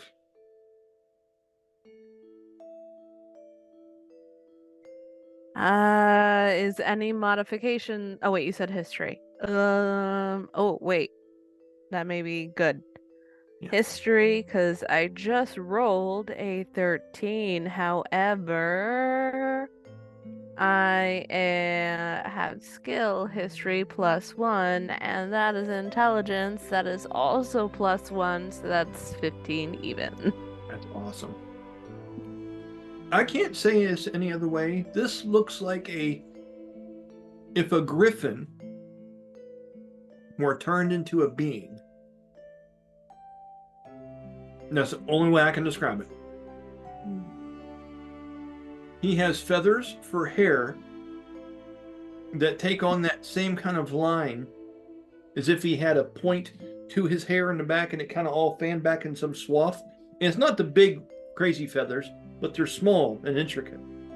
And they seem to define around this. He has a beard of silvery white hair that comes around his chin with no mustache. Short and stern. A well-muscled neck. And underneath that, a very thin line of what seems to be golden and brown lion's fur. Okay? And when his arms go up and stuff like that, and he holds the one hand out to you, as if he's asking to be handed this trinket that you've just discussed. Okay? Like he wants to be the one to look at it first before he hands it to her, because he stands in front of her and is being protective. His arms seem to be finely scaled with like a metallic emerald kind of like dragon scales on his arms. And his underhands are a light color, but this color also goes over top of his top hands. Very strange. And he holds his hand out and just kind of looks to you with kind of like caution. And he's just not saying anything to you. And from over his shoulder, you could say, please place the item in Oridon's hand. It could be very dangerous. I speak of the token. What do you do in that moment? I would think that she still has it, yeah? Yes. Oh, she immediately hands it over. Okay. As you do, he looks at it for a long minute. And you can see some of the muscles and tendons tighten in his wrist as he looks at it, and he clamps his hand carefully around it. And he looks to you and gives you a nod, and you can hear a deep exhale. He obviously has a large chest cavity and is feral and a creature and beast-like to some degree, and now you're seeing that, what he hides beneath. Okay? And as he turns and he goes into somewhat of a bow, he holds it out to her. And as she looks at it, she takes a deep breath and she closes her eyes and she holds her hand out over top of it. And you see little bits of leaves and little sparkles of almost like fairy light start to dance around that crown of horns that looks like a circlet. And things start to blossom and sprout from it as she's investigating and looking at it. And all of a sudden she shakes. Oridon looks to you and he looks to her, and she shakes and twitches again. She was so mad. So mad. It's full of hate. And she kind of grimaces down and puts her hand over top of it again. And you can see the pieces of it starting to move and coil and become reanimated, like the organic pieces of the thing. And at some point when they do, all that's left really is this raving mass of weeds and vines and stuff like that, and thorns. But that little vest that it was dressed with seems to be getting eaten up and lost in it, like it's devouring the one unnatural part about it. It's very strange, Bella. Okay? And as it does, and it gets done curling up like that and stuff like that, her eyes open up. And all of a sudden, you hear a wheeze, and it starts to turn gray and wither, and the pieces die and turn into ash and fall into Oridon's hand. He looks at her, and her eyes open back up, but they're not as bright now, and she kind of collapses a little bit in her chair. And as he does, he takes the handful of ash, takes it and just throws it down on the floor like that, and it just turns into dust. Barely any of it even reaches the ground. Most of it goes into the air, like he threw out ash from a fire pit. Okay? And as he holds her, and he says to her, he says, "You mustn't strain yourself this way. We've had this conversation before." She puts a hand up and she looks to you and she goes, "This thing has been deeply cursed, child." And it's strange for her to call you child when she looks as young as you. Obviously, she's not.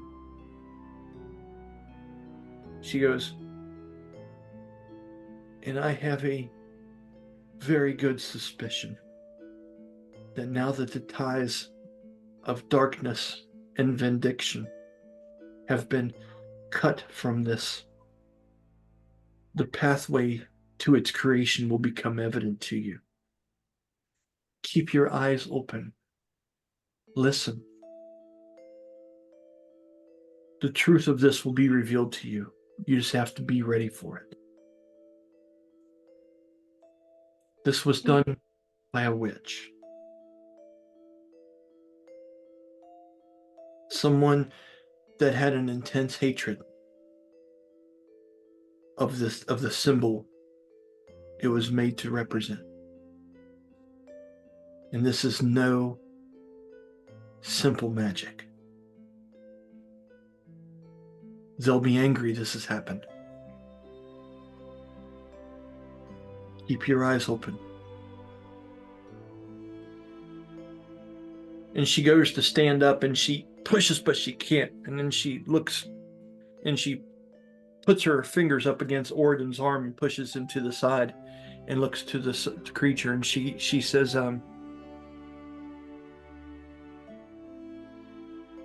you would wish redemption on something born for a hateful act. Is that correct? Itself is not hateful.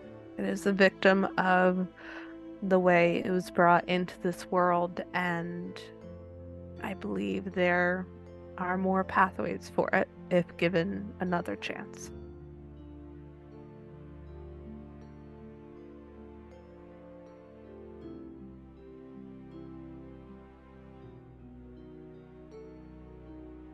What shall its name be?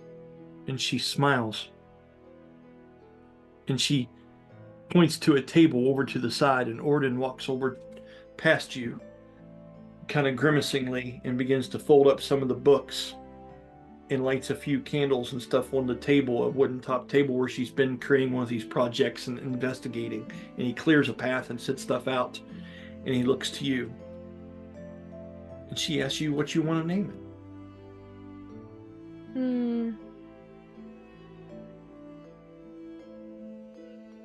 I wonder if Kiki is too literal. You do whatever. That's cool. It's either Kiki or Spud. You tell me. It's your, if this works, it's you. What do you want to name it?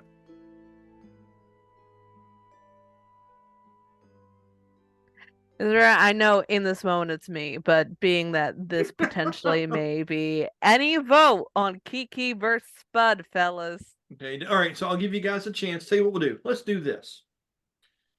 Let's take a break, like a 10-minute break or something like that. I'll hit pause. You can think about it for a minute.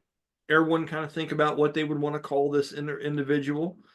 And then when we come back, we're going to see if you're able to perform this and cleanse this creature and give it a chance at being something more. Okay? Sound good? Yes, and then I have a proposal for her once we're done with this space. Awesome. Okay. Let me get ready to hit my pause here real quick. Let me look here for a minute. Here. Pause recording.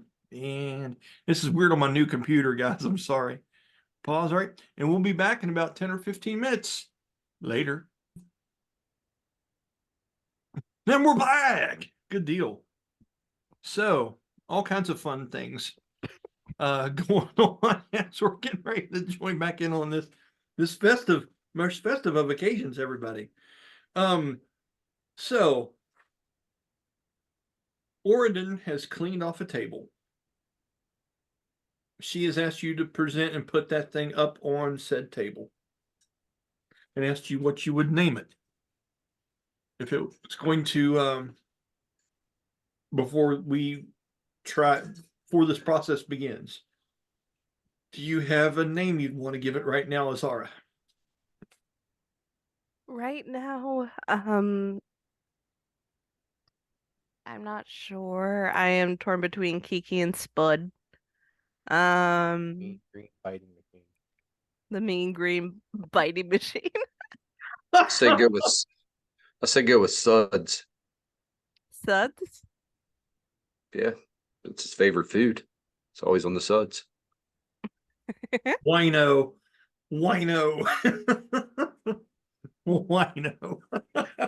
Or I'm trying to think.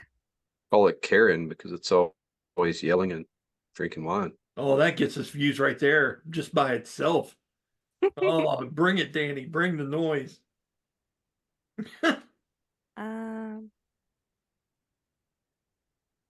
now I want to have a wine theme name, and now all of my ideas have gone out the window. But I do No, have you- a proposition for her before this occurs.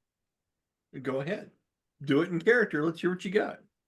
And while I do that, if any of you three have any ideas, please share with me because I'm bad at making decisions. But I think what she'll say is, it seems that you're very knowledgeable in the druidic arts and that you have knowledge of beasts and flora and fauna. And I do not wish for there to be an imbalance in any of my interactions. So I offer you a proposition. You assist me with this creature as well as potentially sharing some of your knowledge of this arcane, and if there's a way that you can utilize me in the field, if there is something that you need that could be helpful for your condition or help in this process, I can be your feet on the ground while you are here with your companion, or help in the search or reclamation of any items as sort of a payment for your assistance. I don't want there to be an imbalance, and I don't have much coin. She looks, and she looks up at Oridon, and she looks back at you, and her eyes widen. And she says softly, as if she's trying to tell you, you can derive from this what you want. But she says this confidently. She goes, this act alone already puts you in that category. You do realize this. And she continues, and she says, setting things right, which were done so wrongly, with such hatefulness, to the fact that it pulses through every fiber of its creation, the perversion of nature. And you naturally have the instinct to rectify that wrong. You have already become my chosen, even before we had even properly met. Because that is why Rainlore has told me such great things about you. She goes, and she kind of gasps and smiles a bit because she doesn't know how else to put it. And she just says, there are steps being taken now to guide you on the right path, to help situations just like this one we have here, only greater and bigger. So she goes, you saw the trees that made the archway as you were welcomed in. Did you not?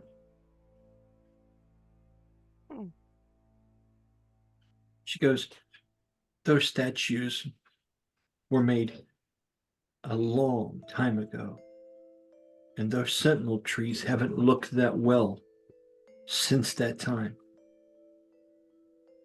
She goes, a similar evil, a similar corruption of darkness that should not be in this realm exists in them. And I wish to bring a stop to it there as well. It is no coincidence that you have brought this here. This can be no coincidence. And she looks over at Oridon, and Oridon speaks again, but this time directly to you. And he says, of all the different missions and things that we've presented to Rainlore, to try to preserve and help rectify the wrongs that have been done to this land and to Ulran as a whole. The desecration of the trees, the sentinel trees of Hamilsbiar, are by far one of the worst atrocities. And he goes to purify that that's been marked impure, to fix and push back that source of darkness that creeps into them, into those tied directly to them, as he kind of looks over at her out of the corner of his eye. He goes, that's the exact thing that the hunters of Hamilsbiar represent. You helping us and becoming one of them. You don't even realize it. It's an omen, to be sure. And you know, Brian speaking, that didn't dawn on me for the longest amount of time. You know, because this was a silly Bella thing at first, I think. And we were going through that. And then I started thinking about, you know, this one big part of this story that you guys have jumped into is being a part of that Rangers Guild, doing favors for them now to help her. That you know, Jeremy and them, they know she's sick. They know there's quests we're going to do to kind of fix that thing. And you trying to purify something that's been tainted by nature and shit like that and bring it to their feet. I was like, you gotta, it writes itself. I tell you, every time I say that, it's fucking true. It's like you bringing that to them, and I hope you guys, it's dawned on you now. As silly as the thing as that was, that is you showing your credentials that you're the right people for this gig. You ever think of that? Because I hadn't until just a couple days ago. But that's a very interesting thing. And it's cool how it works out. Did I make that up ahead of time? Fuck no. Not that clever. It just kind of neatly happens that way. I just want to take a second and point it out to you. So I get a kick out of that. Your role play, little escapade here, has led you to be proof of your valor to these people. Valor's not the word. It's more of a purveyor of pureness, I guess, in the against the face of something that's evil. I guess would be the best way to put it, really. Because this thing ain't cute, but it deserves a chance, and you knew that. So that's cool. All right. So, having said all that, I mean, I'm thinking wino. The one that I'm now thinking of is Merlot. Merlot is a good fucking name. Merlo. Merlot. If you write that down, please do, Bella. Merlot. That's pretty cool. That's neat. I did look up a wine-based pet name quickly. Hey, we're recording. You take all the credit for that in the world. You ain't got to give the credit to nobody else. I'm not going to plagiarize. Merlot. I cite my sources, but I forget where the original one came from. That's awesome. Like, I'm jealous of that. That's actually pretty good. What do you guys think? I give that a 9 out of 10. I like it. Fuck yeah. Merlot is a little sweet. You're right. I'm still going to call it Garden Roomba, but you know, whatever. Garden Roomba. It could be Merlot. It could be cabbage stink. It could be the spicy cabbage. It could be Lolo. Spuds. Who knows? Spuds Suds McCroomy. I tried to stop myself in case copyright, but then you finished. No, I mean, it's just, yeah, because she was thinking about Spud and Danny during break. He's like, I know what I'd call it. It's Spuds Mackenzie, baby. What does he do? The Walla Wubba Walla. There were a lot of good ones.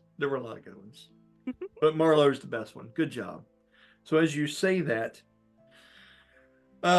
she just she doesn't exactly smile. She has kind of an alien response to that. It's a little bit of that godliness, that divinity that is in her naturally because of what she is, shows in this instance.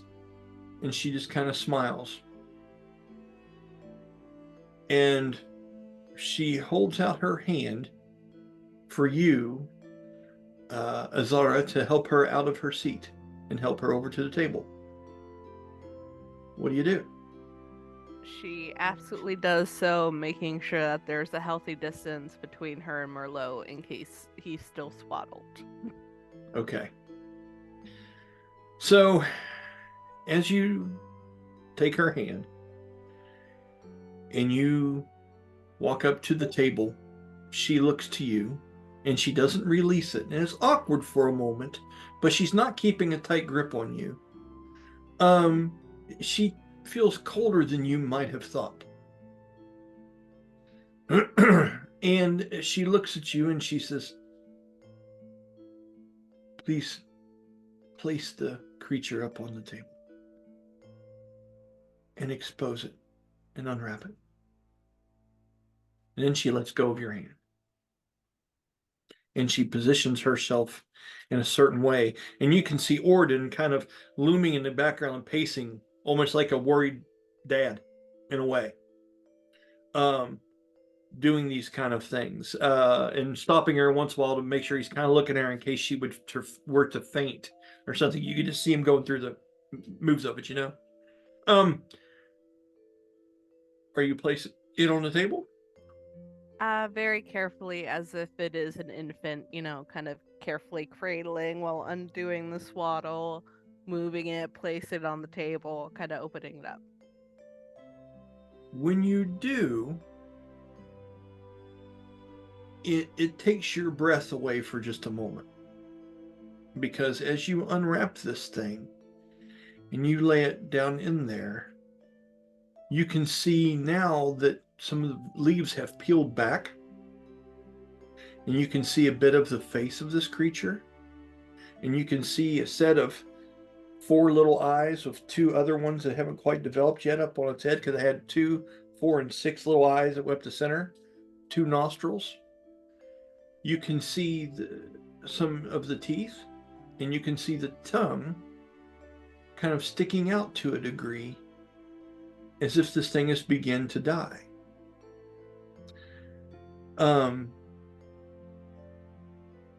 Do a charisma check for me. I'm curious how you handle this. It seems like the cleansing the evil from that piece that you handed her has had some kind of direct effect to this. You only got a 5. Wait, charisma saving. Charisma's your jam, so just so you know. Oh, then 8 plus 3. Okay. Explain what your character would do in this moment with that roll. Mind you, a 10 is keeping your cool. I think probably she begins to kind of anxiously look back at her, kind of being like, what do I do? And she's seeing if she has any nod, or knowing kind of nod type thing, but that sort of panic of is he okay? I get it. So she looks at me, or she looks at you, and she holds out her hand to you again. Do you take it? Mm-hmm. And she takes her other hand and she holds over top of the being, the creature. And you feel something. As you're looking at it, you look down, and all of a sudden, there are some vines that have some leaves and some blossoms off of them that start to curl up in between around your fingers and things as if it's making, almost like it's really getting in touch with you. And they're coming from underneath her sleeve and around her hand and growing from her onto you and are connecting to you. Okay? And from her other hand, she is doing these similar things. And where you've had to trim off that stalk that had it connected to those other pods deep underneath the water, she is connecting to that. And the pieces of her other hand are beginning to grow, and blossoms are starting to sprout and things like this. And she closes her eyes, and you can hear her breathing heavily. And Oridon comes up, and he lays a hand on her shoulder. And she's becoming somewhat animated, and she starts to say words. And it's weird. When she says the words, there's a delay. like the word comes and you can hear it in the room loud as the wind begins to whip and the pages start to flip on all the different tables and books. Okay. And when she says things, the word comes and her mouth moves 2 or 3 seconds afterwards. She's doing something to put some kind of spark of life into it, to possibly even take your good intentions and make that be the replacement for what intentions this creature had when it was created. And all that begins to happen. By the way, internally in her head, she is just almost like chanting, "Please be okay, please be okay, please be okay, please be Perfect. okay." With that, You have so much potential to be done. I want you to roll me a check based on that. I want you to do me a charisma based, either a persuasion, which I know you're pretty good at, or something of that nature. And I want you to roll that check, and I want you to do it with advantage because she's helping you as a conduit. And I have a DC in mind of what it's going to take to get this done. Would performance work? You tell me why if you believe it. I think that she is channeling all of her knowledge of like energy and strength, and probably her most experience with that is when she was wearing a mask on a stage performing with her family, because I don't think she's ever had that personally. So I think she's channeling the energy of the performance, the energy of needing to be strong in order the product or the show to be completed. So I think she's channeling that. Okay.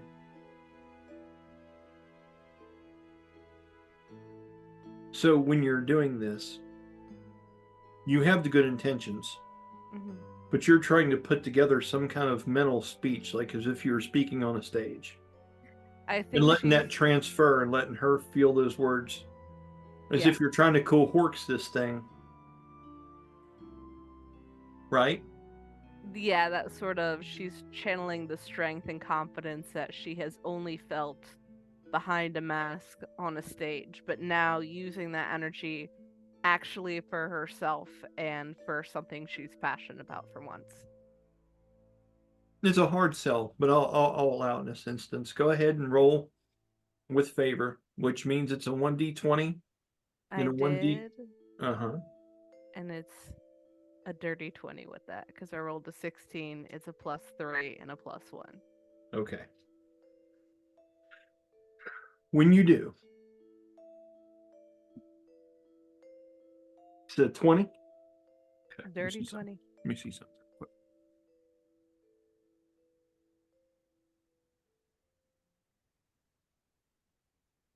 Well, sorry.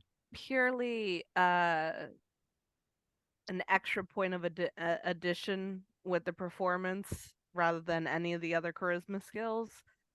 But I have to say, there's something very cinematic about, by the use of pulling in her background, it becoming a dirty 20. Yeah, that's true. Okay. So you do this, and you're saying these words, and it's getting intense in here.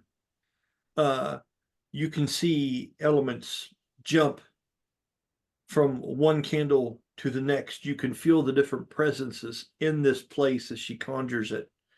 It feels like you're outside, but you're actually inside of this room, the way the wind is blowing, the way different scrolls and things start moving about and whatnot.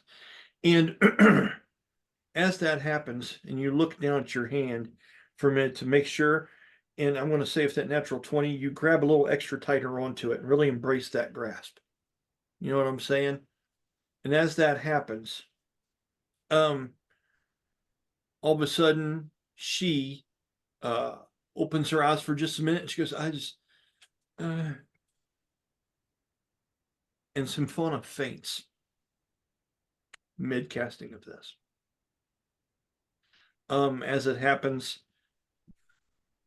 the vines recede and then fall away from her hand, turning into dust that looks very, very similar to what it looked like when they abolished that creation that you handed her earlier. And you can see the same thing has happened to the stalk on the other side of the other end of the creature. And as she falls, if you want to roll a dex check to try to catch her, you can. Oridon's going to do the same thing real quick. That was a 15 plus 3. Okay. So you and Oridon both catch her. He did really good too. And as she falls, she the only coherent word she has for just a minute is so much anger.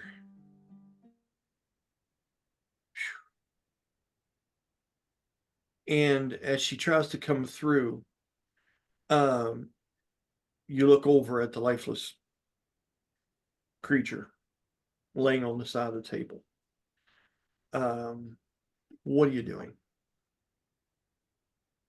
Being that it's still lifeless and seeing it drop away, she's making the conclusion that it did fail. So I think she kind of sighs sadly, and then she like takes the ribbon the little girl gave her and ties it to like a little part of it as kind of like the final bow on that attempt. That sucks. When you go up and reach for one of the little outstretched pieces of it or whatnot, and you get that symbol of that little girl, and you take that ribbon and you're just thinking, maybe I could just do one thing to make it look pretty, you know. And you go down and you go to tie that on there, and you see a flicker of movement, and you hear the very soft sound that you've heard before, and you hear the two syllabled Kiki come from the creature. It worked.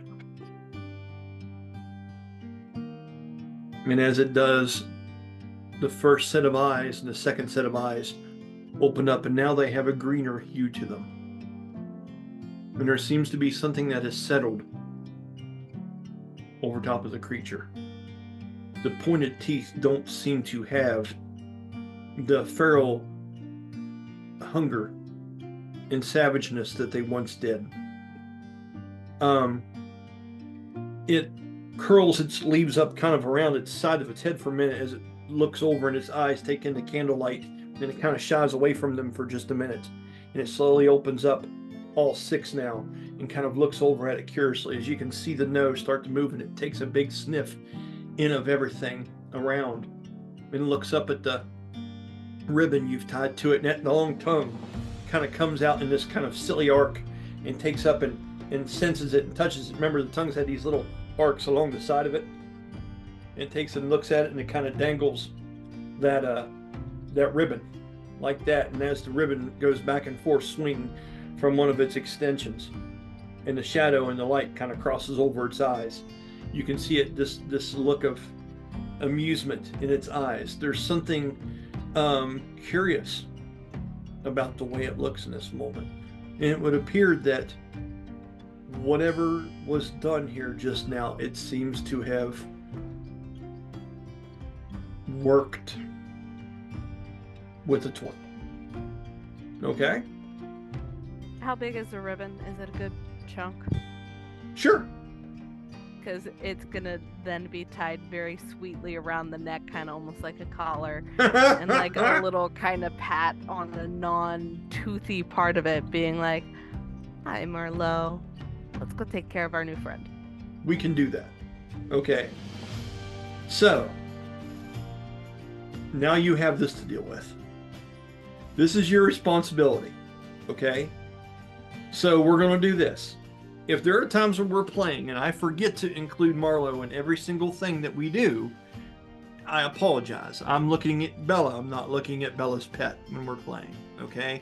So I sometimes am not the best at that. I will try to be good about it and include it in whatever goes on. Now, if you want to cleverly come up with some way to conceal or hide or have this thing go around and be around your person and not scare the bejesus out of people, and make sure, because I don't know if it's going to look as wicked as it once did, but it's still going to have some of those ferocious characteristics.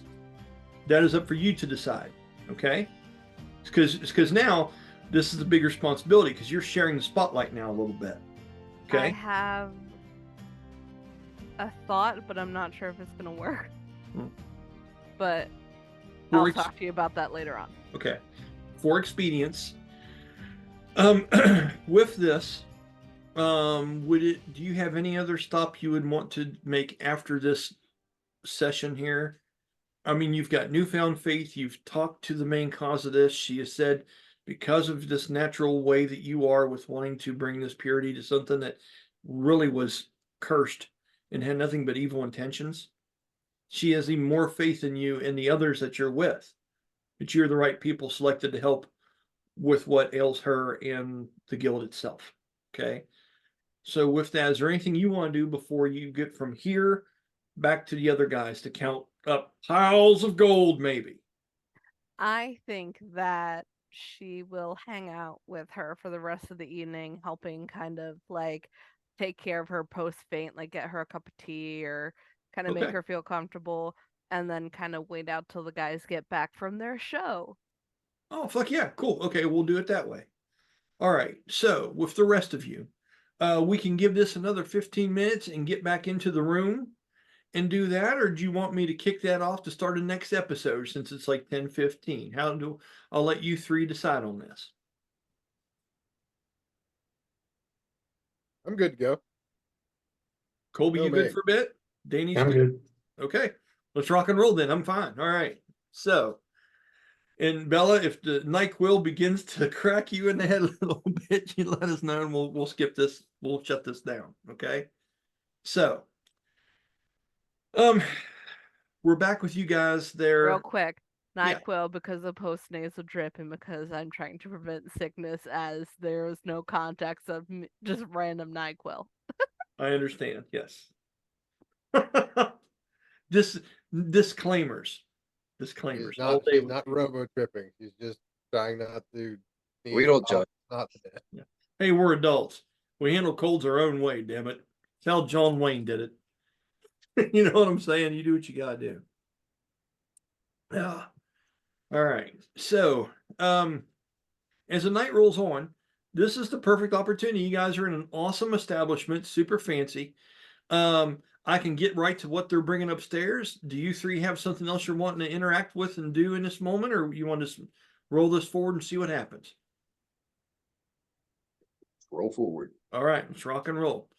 All right, so the three fellas come back upstairs. Each one of them have a leather bound satchel with the Fighting Spirits winery meadery symbols plucked onto the side. Okay.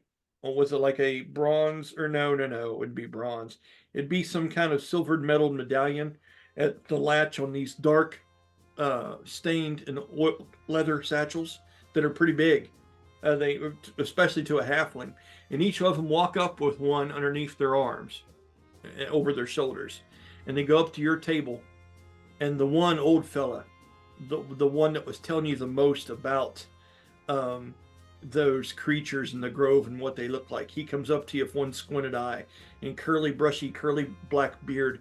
He kind of looks up. And remember, he was scarred from where the creature had attacked him once. He looks at you, he goes, "Aye, you've done right by me and the other fellas.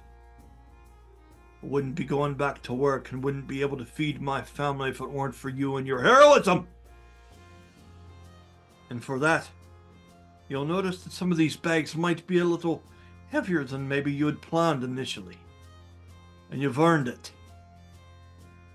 I wouldn't count it all here, though. There's lots of riff-raff rolling about, and I don't have the vigor I used to do to give them a good thrashing. And also, if you'd like to get the fellows a drink for their worries, we wouldn't be minding that so much either." And they bring over and they sit down one of these satchels down beside you guys. They sound excitingly heavy, filled with coins. And who knows what else. There's some odd projectile-like kind of things that stick out of the sides of these that give them a weird and unique shape. And they sit them down.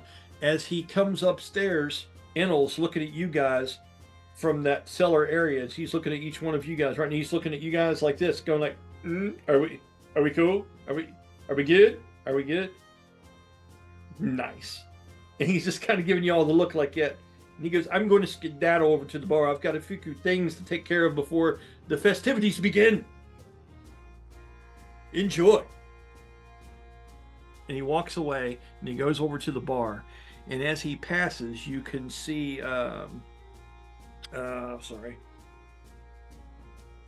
Celindia over in the distance. Watches him kind of walk passive, like this kind of odd off smile on the side of her face, and she's kind of looking, and she looks back at you all, and she's kind of nodding in approvement. Something a little sly about it. Anyone wanting to look into their bags, or what are you guys doing as they're starting to set up for Milosh's performance as well? I'll take a peek in the bag. Okay. The first thing you notice is a bottle of that wine. It's sticking up. It seems to be pressed up against the side of the bags where it didn't fit around. A substantial amount of coins that seem to range from bronze to silver to gold, different colors, put into those bags. Okay. You don't see any kind of gems. Okay, but you do see one of that bottle, some of the best shit they've got on earth, and it has a personal thank you note tied around the neck of the bottle. It's the same color and stature of the one Enel himself drinks as he walks around this place from table to table greeting folks. Okay. Now, we said roughly, what was it, 4,000 gold originally was what he planned on giving you guys? I think that was what we had decided on, wasn't it? It was more than that. It was like 10. Yeah, I thought it was like 4,000 each. 4,000 each. 1,000 each. I don't know. I guess we're going to have to do some rolls for it and decide what's in these bags, huh? That sounds a little high to me. And I don't think you're going to see 4,000 gold in each one of these bags. But you're going to see something. So here's what we're going to do. And I'm going to trust you on your honesty here. Okay? I think Jeremy had notes on the contract, didn't you?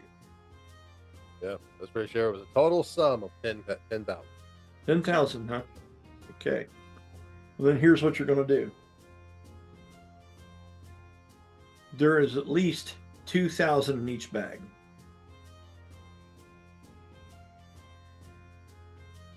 That's going to leave 3,000 more that's going to be debatable, because the 3 bottles themselves equal at least that much. It's almost 1,000 on their own. Okay? So here's what we're going to do. We got 3, 6, 9, 2, 4, 6, 7, 8, 9. So we're going to do it this way. Now you have a chance to do 1,000. Okay? So the way we're going to roll this is get you out a D10.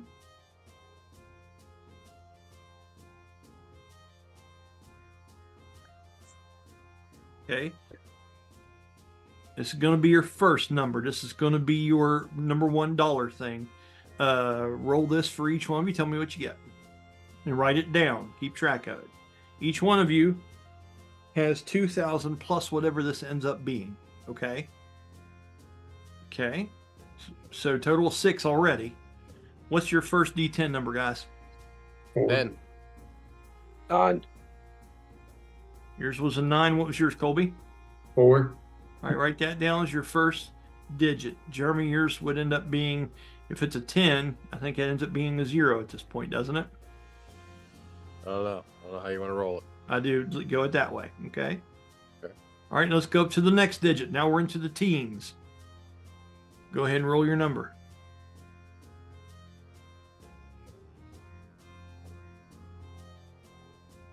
Tell me what you got. What'd you get? 6. It's Me a too. 6. You got a 6 too? What'd you get, Colby? A 5?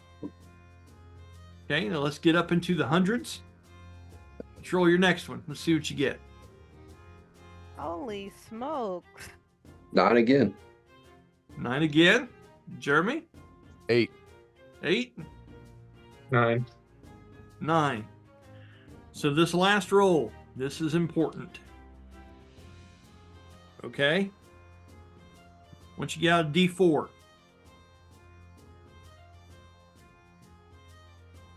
Okay? So what's everybody got so far total to their hundredths? What you got, Colby? 954. 954? Okay. Jeremy, 960. yeah. 860 so far. 860. What you got? 969. Okay. So, on this 1d4 roll, and actually we'll do it on a 1d20. Use it 1d20, it's simpler. 1 through 10, it's a big fat goose egg on the front of that thing. Matter of fact, I'm going to roll them for you guys. I'll tell you what you get. All right. 11 through 20, that gets to be a 1. I say if I roll a natural 20, I'll throw an extra 200 gold on there. Okay?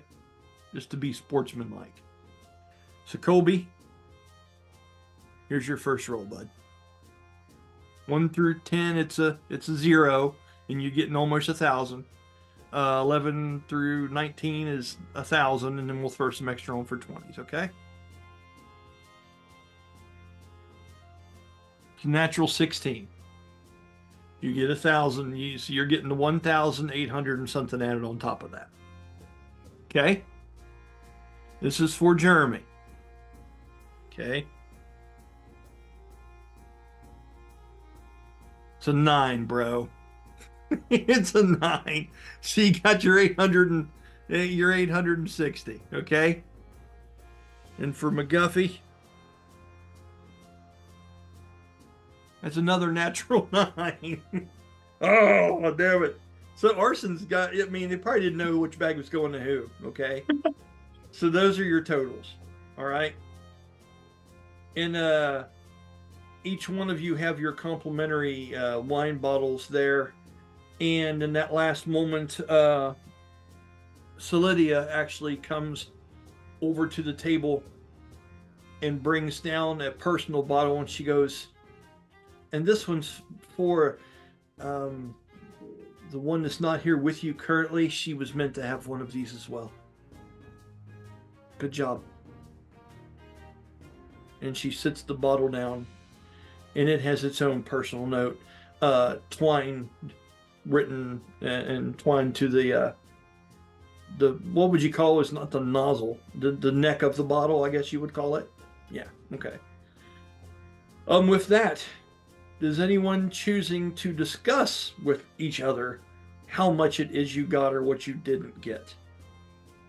As you're going through and rummaging through and counting. Now, I'm not going to sit there and say you're counting out all kinds of crazy coins on top here. These are guesstimates. We're going to role play this right, but you can assume that's about what you're looking at. Okay? The excess coins are the hundreds things. The parts in there that are the thousands are the platinum pieces that represent those. That way it's easier. And all the extra loose coin in there is the hundreds that you guys attained on top of that. Was there only the 3 bags, or was there the 4? I didn't know if we were accounting for Zara and all of that, or how we were running with that. Just for now, we'll just say it was the 3. The promissory note and the wine bottles and that right there would come to a grand total, probably somewhere under 10, but not substantially less than that. So, what is the conversation amongst you all now that you've been given this amount of money? I'm curious as to what your plans are and how you discuss this. Does everyone kind of sit there in silence and not tell your buddy beside you what's going on, or how much was the promissory note for? 10 in total. 10 platinum.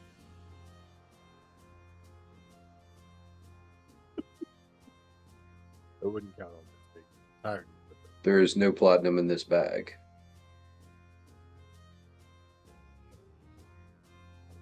I'm sure there's more. Yeah, at this point, Arsin's sweating because he's got one in his. Anil doesn't exactly strike me as a dishonest. And they do, remember, they each have 2 platinum in them. They each have 2,000 in them. Oh. You had 2,000 each bag plus what you just rolled on top of that. Ah, okay. That's what I'm getting at. So but that's funny, you know, that's funny. If you just look through, you're like, and because remember, we said he's kind of dry and kind of to the fact that there is no platinum in this bag. and at that point, Rook, you and Arsin both would be like, yikes. I think it's worth accounting for the price of the wine as well. I think if we hold on to these bottles, take them along with us, we might be able to sell something so hard to get for a very nice price later on. We'll have to be more clear in our bargaining next time.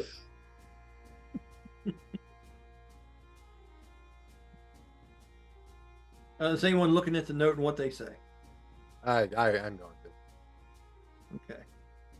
So when you unravel that and look at what the personal note is, it's a personal thank you letter that seems like it was written by some other female halfling's hand, but it's signed by Enel Brookwater in some large elaborate signature, and it gives an underlying of the contract. Grove Eater pests eliminated for the prosperity of the best wine ever gifted to the realm of Ulran. And it gives him a bunch of patting on the back kind of shit like that, and talks about your services and how much the total was, and it says roughly 10,000 gold. Yeah, so there's that. But it talks about what you slayed, what you did, and their appreciation of it. So it's a small piece of memorabilia, and it also talks about the year and make of the wine, and has a stamp on it that seems to be a wine stain. It's actually dipped in that and stained on this parchment and stuff.